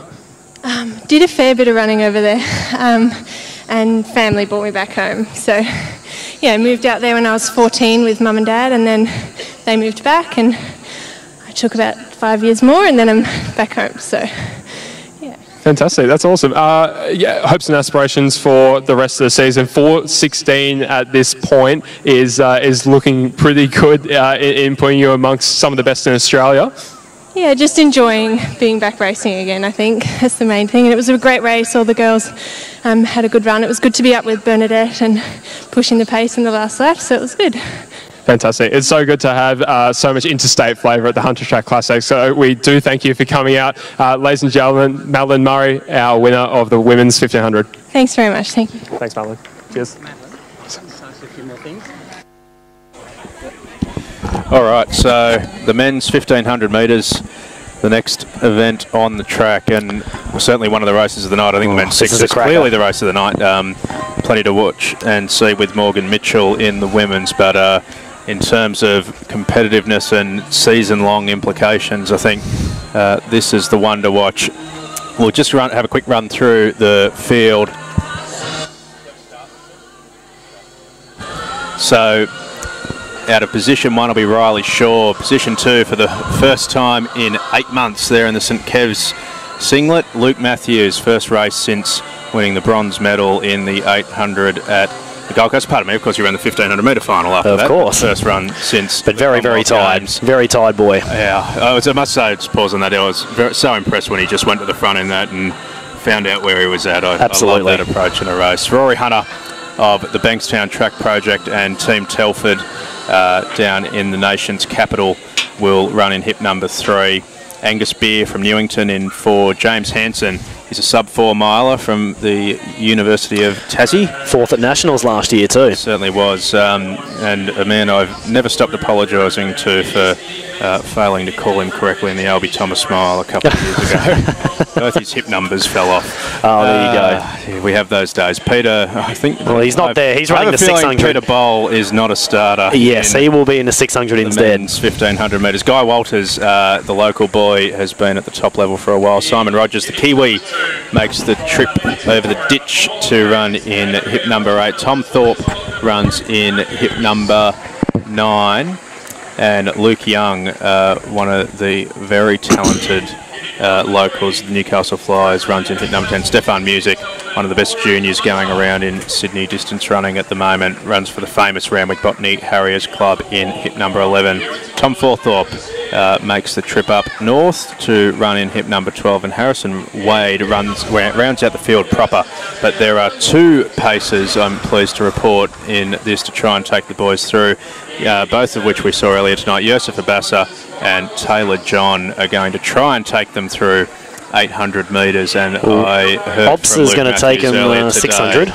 Yeah, and then the goal, Taylor to as I Kay. understand it, as Luke Matthews told me earlier today, is about 157, 158 through the 800 metres. So hopefully the boys aren't too cooked from their races earlier tonight, although having said that, Taylor John looks pretty tired already. He does. Taylor's taking him through the K. He's got the really hard job. Obser Yusuf has got the slightly easier job. Taylor and Lindsay Watson's squad elect for the altitude camp at Jindabyne as opposed to the probably more common Falls Creek, but I know he spent a week up there. He got 150 Ks on the clock.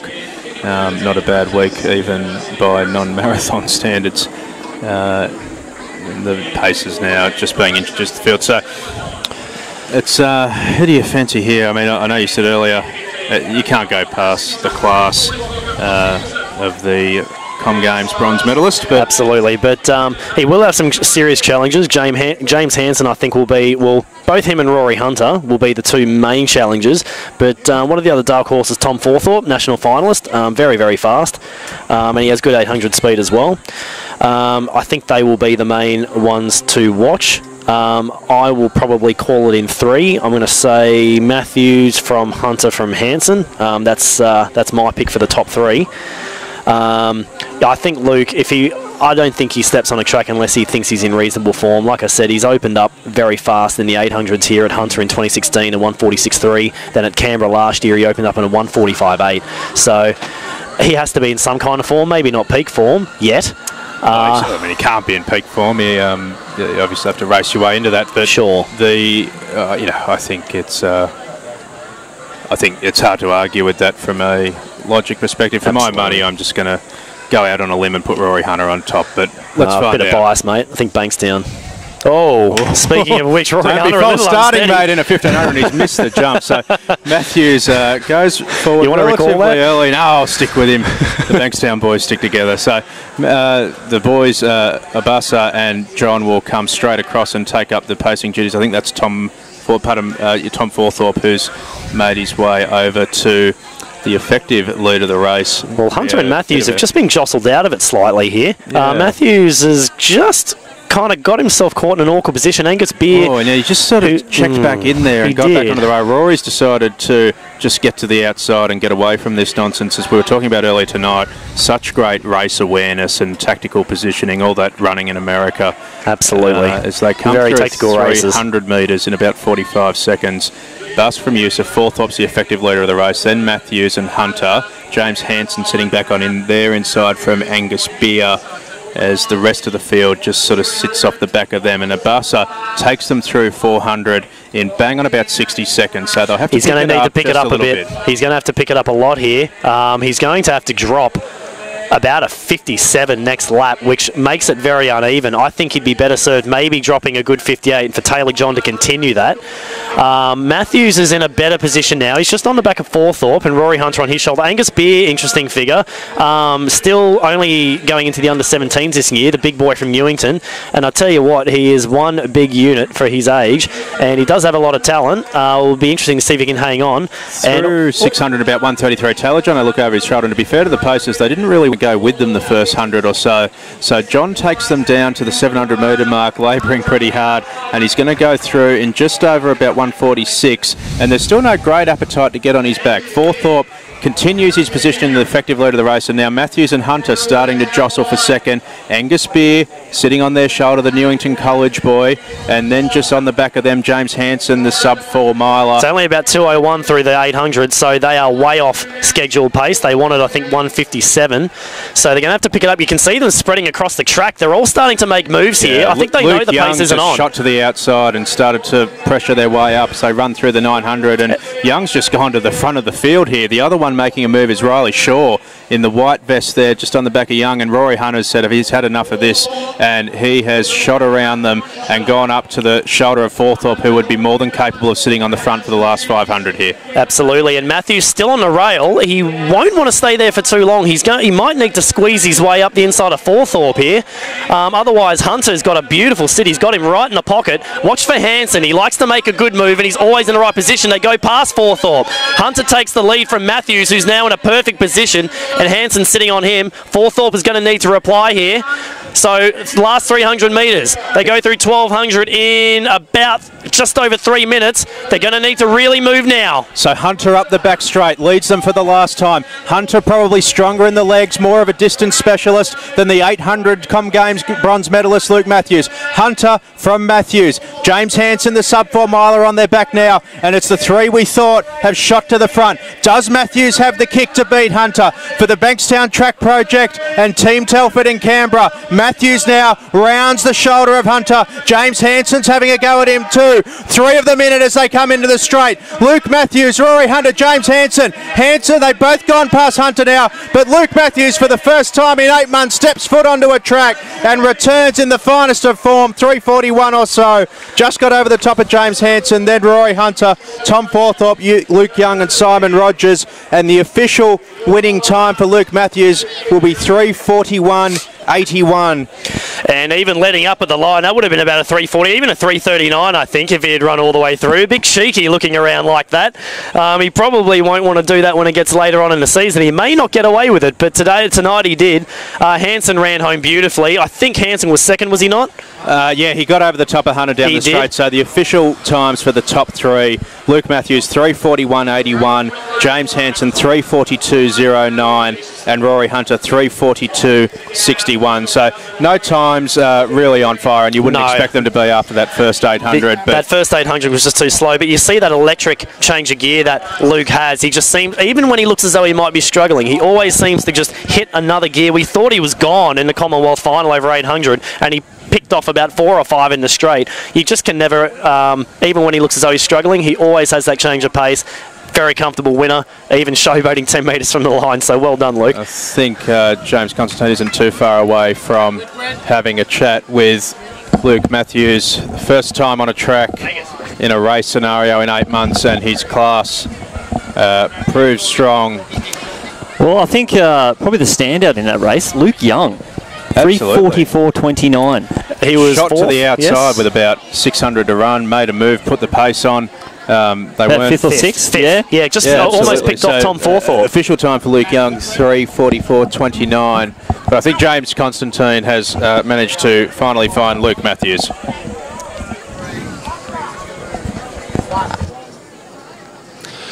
Ladies and gentlemen, I'm here with the winner of the men's 1500 metre championship race, Luke Matthews, 3:42 odd. It's probably not about the time, it's more about the race, and I will ask you about that celebration. But first, to the race, 450 goes, looking a little dicey. I don't know who you passed on the rail, but there was a bit of a shove. You got in there, you got onto Hunter, and the rest was history. Talk us through that.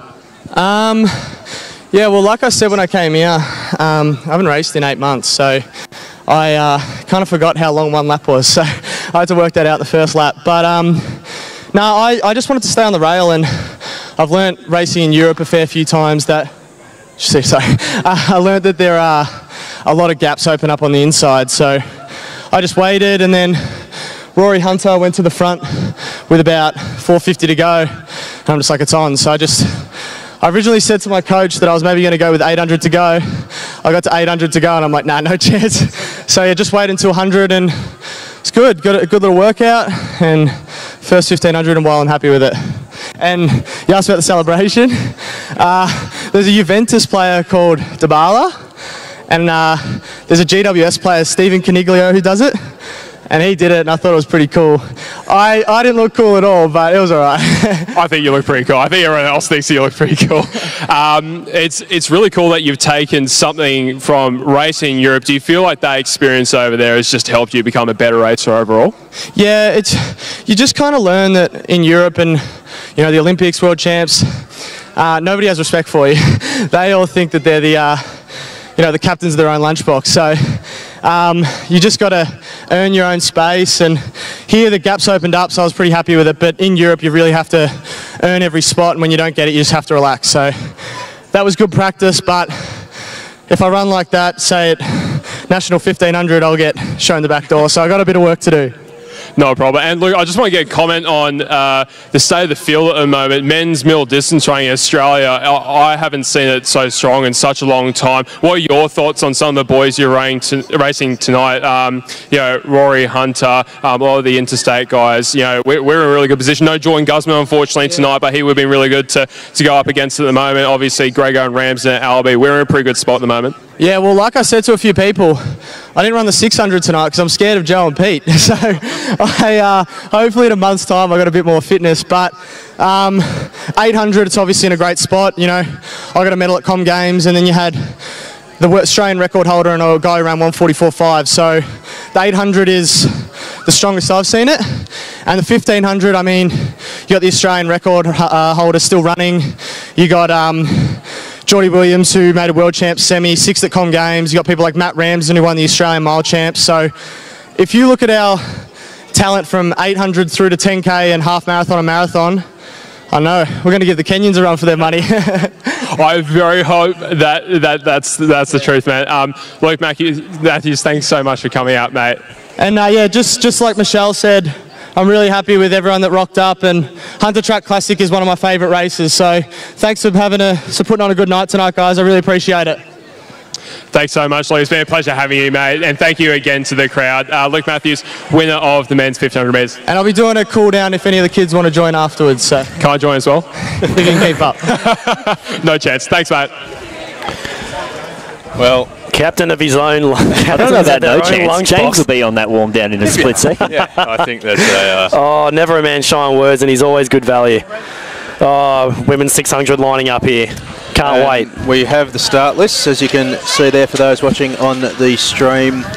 And Lynchy, do you want to take us through? Yeah, so it looks like we've got 6 starters out there from the inside. In hip number 1, Joanna Kubis. In 2, Briony Norton. In 3, Tia Brady. In 4, Morgan Mitchell. In 5, Caitlin Klein. And hip number 7, Beth Halmy. So all eyes on a 51 to 400 metre runner. And now soon to be 800 metre runner, Morgan Mitchell. Now, I don't know if there's anyone that can stick with her in this race, especially over that first lap. It's more leaning towards the 8 athletes that are in this field as opposed to Morgan coming from the 4 background. Yeah, disappointed to have lost Carly Thomas out of this field, because that would have been a fascinating battle between her and Morgan in particular. The 400 versus 800 specialist meeting in the middle.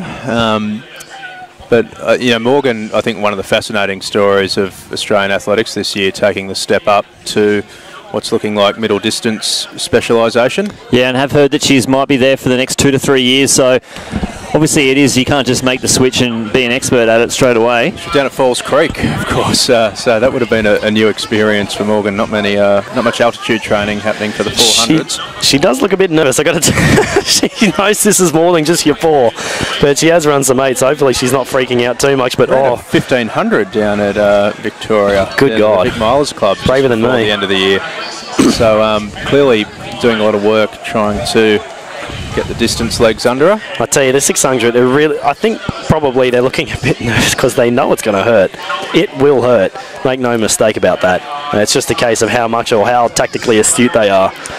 Well, yeah, it's just one of those races where you can't just go, oh, I'll just try and do what I did in my last 600, because there probably hasn't been one. It doesn't work like that. No. Yeah, I mean, the closest you're going to get is maybe doing a time trial in training, but even then you don't have people around you, so you can't quite replicate it. It's a tough gig. Tell you what, by the look of that shot, they want to get across quickly because the crowd's out on the track over. No, I just spoke to the ANSW commerce manager, Ben Offerins. They have moved them back off the box and given them enough room. I did say, you won't be too motivated. You're really going to make them I suppose, but real kick in early, aren't they? But no, they will move them down to the 50 metres, so they will have 50 metres to cut in. If you're not cutting in by then, you need to get a wriggle on. And you're just adding extra There we go. There we go. Much better. So Beth Helmy out in lane 7. She's going to be straight across. Maybe give her a little sneaky high five in the crowd. Well, Beth, she'll be strong at the end. She did win the Balmoral Burn last year, scored a huge upset over Brittany McGowan, Annalise Ruby and Bella O'Grady. So look for her late. Well, that's pretty much would be a 600 metres in time. It is, in terms of time. It's identical. That's why I love sixes. Love the burn enough. So 1:25.79 is the Australian record. I don't know if it'll get touched up tonight. Well, it's the big unknown with Morgan, isn't it? How's she going at these distances? We've got a little bit of form over the 15. Certainly not disgraced by any means. I think she said it was her first 15 since the under-12s or something like that.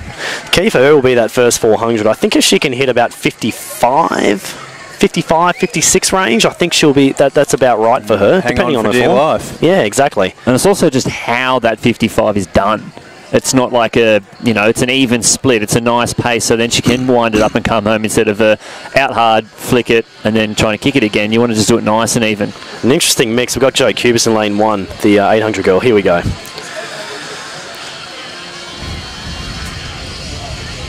She'll probably come home late, maybe pick off a couple in the home straight, but she might be a bit lost for speed early.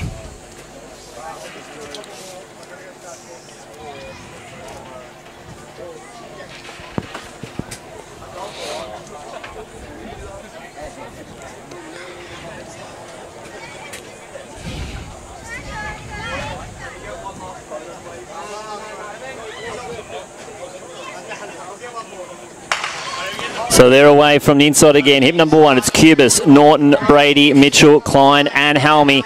As they come around this first 100 metres, Morgan making her dominance shown here in this first split. She's going to cut her way from lane 4 out into lane 1. She's going to have a very handy lead. Looks like Norton now moving up into second place. Brady, Cubis and Klein. But it's Morgan looking very comfortable for this first 200 metres. We'll see what she can clock as she crosses the line. Just a tick over 28 seconds, and she's all out there by herself at the moment. Looks like Brady at the moment is in second place with Helmy, Cubis, and then it's Norton and Klein. But a good 5 metres from Morgan Mitchell back to Beth Helmy, the Balmoral Burn winner, as they work their way down the back straight. The conditions are nice and still. She's looking very, very strong, and she's always come home hard in her 400 metres. So up Helmy, the back straight, Mitchell sitting on the front, but the gap just starting to close up a bit. They go through the 400 in about 59 seconds, so a little bit slower than we might have thought. Helmy coming at her, as Ger mentioned, the winner of the Balmoral Burn, and she's closing up the gap on Mitchell. It's down to probably 2 metres. Gap then back to the rest of the field, opening up to about 10, but Morgan starting to come into a running once again, and she comes into the straight. It starts to extend that gap out a little bit now, and it looks like Morgan Mitchell going to be too strong. She comes home to win the women's 600 metres in about 1:29 or so from Helmy, then Klein, Norton and Jo Cubis.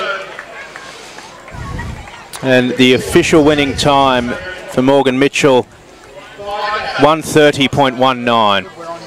She probably started out a little conservatively, more conservative than I would have liked. She had a lot left in that last 100. I think she's still just kind of finding her feet over these distances. And it does take time.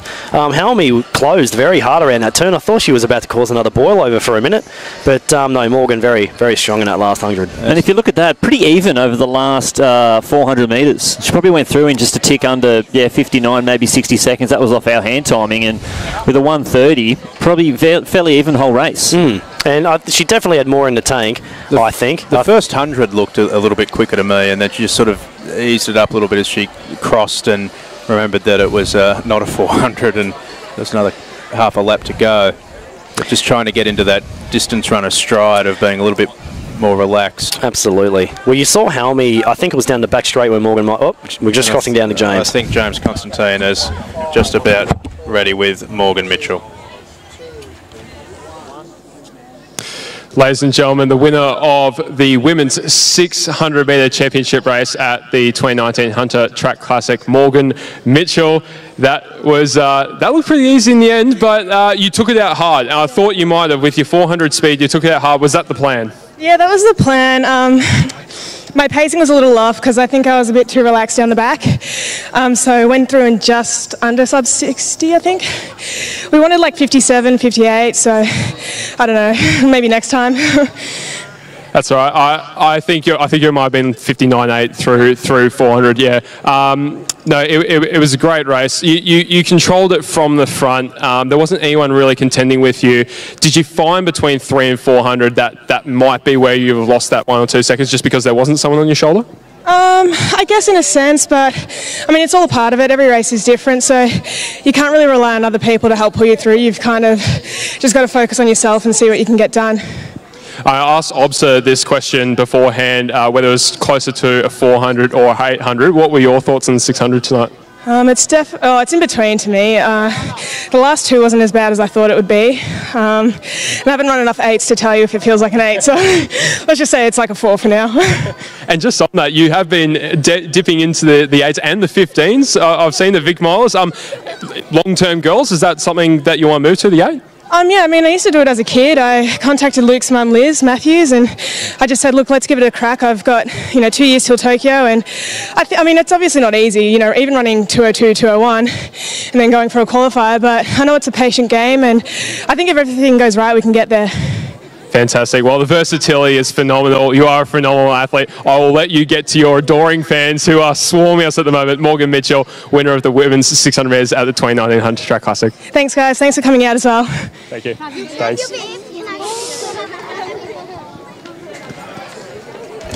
All right, so Morgan Mitchell, yet another star of the kids here at the Hunter Track Classic, along with Luke Matthews before, and of course Michelle Jenica earlier in the night. Great interaction between the fans and the athletes here.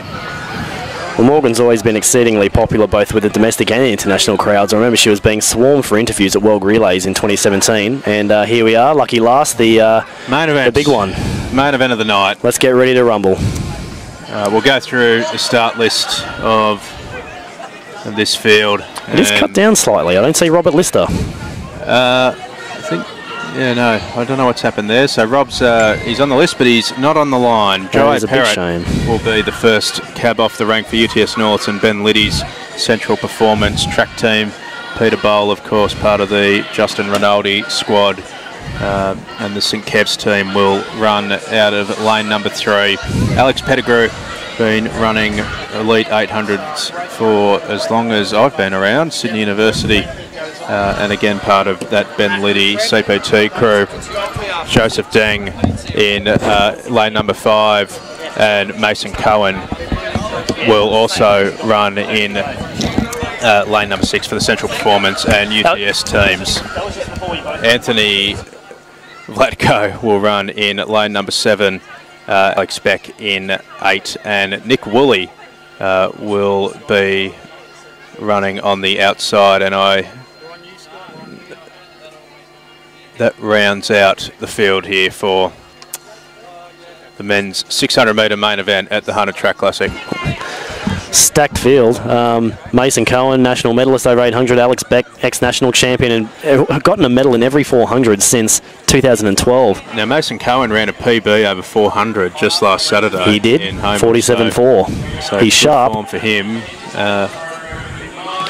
And of course Joey Deng and Peter Bowl. They're now Adidas sponsored. They fluctuated a bit. I think they were with Puma for a bit. Ditch the St Kev's bodysuit.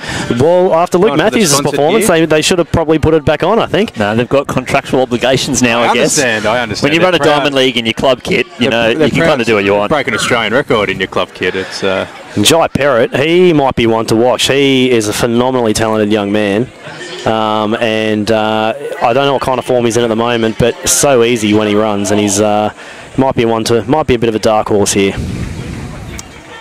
Peter Bowl looking as relaxed as ever. It's a stacked field. Not many names missing from this that you'd like to see on the line. Joey Deng's relaxed, you think? Nice little smile or a grimace. And the confidence behind. So their coach during the week, Justin Rinaldi, said that they're looking to run something in between 1:15 and 1:15.5. Funnily enough, so are we. We probably prefer the lower end of that. Of 1:15.14. I've seen the big check in there. The coach, as coaches do, just trying to talk it down a little bit, undersell it, take some of the hype out. You know, as he did, to be fair to him, he did say if it was happening in March, he'd be supremely confident. But is this our pacemaker here, Alex Beck, the 400 man? No, he's having a crack. I know he's having a crack, but I mean, will he be the unintentional pacemaker? I think he's going to take it out bloody hard. He may well be the unintentional bunny rabbit. That's all right. There's nothing wrong with that. Which will suit a couple of these calling card. just fine. So I did the same things in 400s anyway as well. I know, mate. So St Kev's well represented. The other group that's very well represented is Ben Liddy's group here out of Sydney, the Central Performance team. They've got 4 lining up, I think. Pettigrew, Cohen, Perrott, and Woolley. So Alex Beck's the odd man out. Maybe he's got something to say about this. He's in the old plain black singlet as well. I know, very, very conservative. Maybe he just means business, no showboating. He's just out there to put it to the boys. Look at the crowd there getting nice and close. Hopefully they don't go too wide down this home straight though. We don't want to see anyone throw in some accidental hurdles. That could get messy. So tell us again, boys, what are the splits we're looking for those following along at home here? I think 23 high for the first 2. Get your own stopwatches out by all means. Our clock on the screen will be a low 48 operation. Low 48 first 400 metres down the back straight. And 23 high, I think, for the first 2. Tick under 24. So 23, 25, 27 home. That's it. Yep. It's easy when you just say it. I know. Yeah, what are you talking about? It's just getting slower all the time. Yeah, I know. exactly. All you got to do is slow down. There's nothing to it. Yeah. Nothing to it at all. You don't actually have to get faster. Now, the Australia best we're looking for, Lachlan Renshaw, 1:15.14. Take a deep breath, Lockie. 2010. I saw him earlier the year. He was still quietly confident. I saw him last week. Hanging on to it, I think, but... Saw him in Kirribilli and he seemed quietly confident, so take a deep breath, Lockie, and clench those butt cheeks, mate. In any event, we're a couple of minutes away from finding out. So off they go, looking for 23 low, as we mentioned, through the first 200. And Alex Beck, as predicted, has gone out, bullet a gate. But most significantly early on, Peter Bowl goes straight to the front of the field. Beck will come over and across in front of them, though. Deng just getting on the shoulder of his St Kev's and Rinaldi squad team clubmate, and they go through probably just over 23, maybe closer to 24. So Beck from Bowl, then Deng, then Cohen, then Perrott, then Woolley, and Pettigrew at the back of the field. So Beck, as expected, to the front, through 300 metres in about 36 seconds or so. Then Bowl and Deng, Cohen sitting on their back. As they come around here, 250 metres to go, the gap is starting to move. Mason Cohen in the red singlet coming up on the outside. Beck's lead is currently coming down. Just a tick, around 48.5 there. It's still Beck. Bowl up on the outside. Joey Deng starting to make the move on the outside, but Mason Cohen hasn't gone away as they come around with 100 metres left to go. Beck still out in front. Joey Deng coming out into lane 2 or 3, but Beck, he's still got the lead. Here comes Bowl. Jai Perrott up on the outside. Bowl's got the lead. Mason Cohen trying to come up on the inside, and Cohen's doing it. He's put his nose out in front, but here comes Bowl. He's got a little bit extra in the legs, and he's going to take the win. Mason Cohen, a big finish from Perrott and Joey Deng. Stand by for the official winning time. 1:15.14 is what we're looking for, and it hasn't happened. 1:16.26 will be the official winning time for Peter Bowl in a race full of surprises in the last 100 metres. Take a breath, Mr. Renshaw. Not least of which Jai Perrott flying up the outside to dive over the line. Mason Cohen will officially be second, 11 hundredths behind Bowl in 1:16.37. Jai Perrott, another breakout run for him, 1:16.61. Then came the Australian record holder over 800, Joseph Deng, 1:16.73. So 4 of them in the 1:16s, and then a little gap back next to Alex Beck. Alex Beck was brave, 12. very brave early, did the job on the front. Nick Woolley and Alex Pettigrew, both for Sydney Union CPT, rounded out the field in 1:18.94 and 1:19.88. But the story of the race, Peter Bowl, 1:16.26, holding off a cast of contenders in the last 200, Lynchy. Mate, amazing run there. Jai Perrott, 80 metres to go. The youngster, probably the youngest man in the race, I'm sure, shoots out and looks the winner with 50 to run. He's still off the track. You can see no one's peeled him off the track yet. And that's what you want to see. They've all thrown it all out on the line. but Bol just too strong over those later stages. Obviously, still a lot of speed in his legs. Jai Parrott's still down. That's typical Jai Parrott That's fashion. not a comfortable position to be in either, on your belly.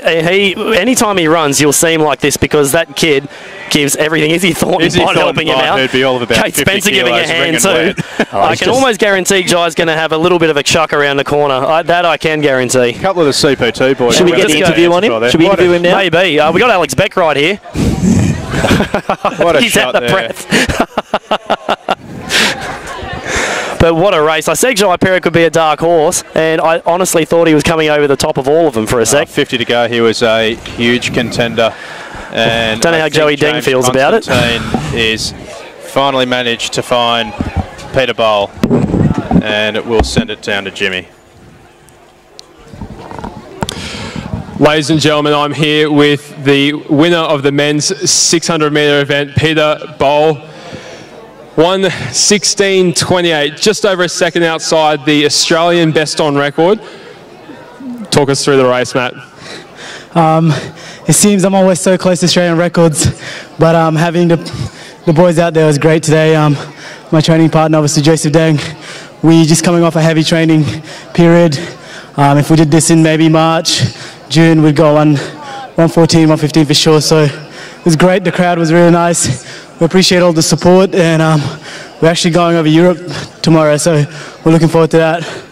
Fantastic. I know your coach, Justin Rowley, said that if it was later in the season, he was confident that you'd be running 1:14, even 1:13 high. So it is interesting that you say exactly the same thing. Just looking at the race, it was a really exciting one. Mason Cohen coming up really hard on the inside. Did you feel him coming? Yeah. I felt so many people coming, and there was no time to look around. You look around and you lose two places, so just had to keep my head up high and just keep going. Beautiful. I was seeing shades of Stockholm there as well. Obviously, that amazing race that you and Deng battled out. I think it was 1 or 2 hundredths of a second. And obviously, Deng goes on to break the Australian record. It has been sensational last 12 months for you boys, and you've gone stride for stride, both in PBs and together. What's the last 12 months meant to you, and what are you looking forward to in the summer ahead? Yeah, we just had such a great support team with our coach Justin, our manager James Stapleton. We're thinking long term, so really here today is to get our hit out, and then the big dance is obviously Doha, and then next year for the Olympics would be great to be at the Olympics, but it would be awesome to come back home with a medal. Big goals, mate. We can't wait to see you over the next 12 months. Peter Bol, thank you so much for coming out. Also, Joseph Deng as well. We do have this trophy here. You have earned the Hunter Track Classic Performance of the Meet, so congratulations. We really hope to see you back here shortly, mate. Thank you. We'll be back for that 5,000 next year. Thank you. Thanks, Peter. Thank you very much, everyone, for coming out. Well, what a night of track and field athletics it's been. The 2019 Hunter Track Classic, living up to expectation once again. My name's been James Constantine. Thank you so much to all the athletics officials. And, I've been called over. The two mats. Okay, all right. Just before you run off for the rest of the night, Jimmy, for those here at the stadium and the live stream, we'll wrap up proceedings. What a night. The Australian best didn't quite go. It's probably still a bit warm out here, but Peter Bol just hosted a batch of surprise finishes there. Jai Parrott looked the winner with 50 metres to run, but what a race to close out tonight. Lynchy, what was your highlight, mate? That 600 would have been right up your alley. Yeah, I just enjoy seeing a lot of our elites opening up their season. It's something that they get to see. It's a little bit of a tester for the rest of the season. We've got World Cross Trials on Sunday and then the Canberra Track Classic on Monday, and I think we're going to see plenty more action, but, they started here. Speaking of opening up seasons, Luke Matthews had his first race for 8 months and managed to, as we're joined by James Kerr, managed to scalp a field here that included Rory Hunter and James Hansen. Rory off the back of a very impressive run last week. James Hansen, a sub-4 miler in his own right in a PB recently. James, what do you make of the 1,500 metres? Yeah, the 1,500 was a really good one. Rory really pushed Matthews there. I thought with 150 to go, he might have just been able to hold him off, but Matthews, class cut above the rest of the field probably there. Obviously coming off an amazing 12 months minus the injury woes, but yeah, it's good to see him back on the track. 3:42 is a good start to the season. We look forward to seeing him go a little bit quicker later on. The women's 600 metres was another one of the races of the night. Morgan Mitchell, I think as expected, victory, but what did we learn about her move to middle distance tonight, James Kerr? I think it's a very good move. She's still obviously learning the events, but there's a lot of untapped potential there, and we know she's got the 400 speed, and she certainly doesn't lack on heart, so I think she's going to make some serious dents over the 800 metres to come. Lynch, it wasn't all happening on the track tonight. Damien Birkin had opened up his season with the shot put as well. Yeah, it was the Australian record, or it was the class above. I think a lot of those young guys, Aidan Harvey, local fella, worked World Juniors last year, should be learning off Birkenhead like that, and hopefully we can see those guys go head-to-head for years to come. Jimmy, highlight of the night, I always ask you, what was it tonight? You've been out talking to all the winners. What did you enjoy the most? I certainly have. I tell you what, I was having a chat to our comp director Peter Higgins about one of the better interviews, and it was with I think it was the 10-year-old with the under 13 country championship. I really enjoyed that, and you know what? It is awesome to see so many juniors out here, both at the country championship level, but also our female and male juniors mixing it up. No, probably that was the highlight for me. Is just seeing that the range of ages performing at that top level. One of the images of the night for me, certainly Imogen Stewart and Belinda Martin embracing on the track after the women's 1500. Lynchy, highlight of the night? Just been back at the Hunter Track Classic. I've only missed one. Never again? He's up in Queensland doing good things. We'll see him at the Track Classic up north. James Kerr, someone's got to say the men's 600. Yeah, you know I'm going to say the men's 600. Come on. No, that was an absolute corker of a race, and it was bit of an upset, minor upset with Peter Bowl winning, but it was good to see a big mix and thrilling race. Perfect way to win in the meeting. Certainly was. Fantastic night again here for the 10th edition of the Hunter Track Classic.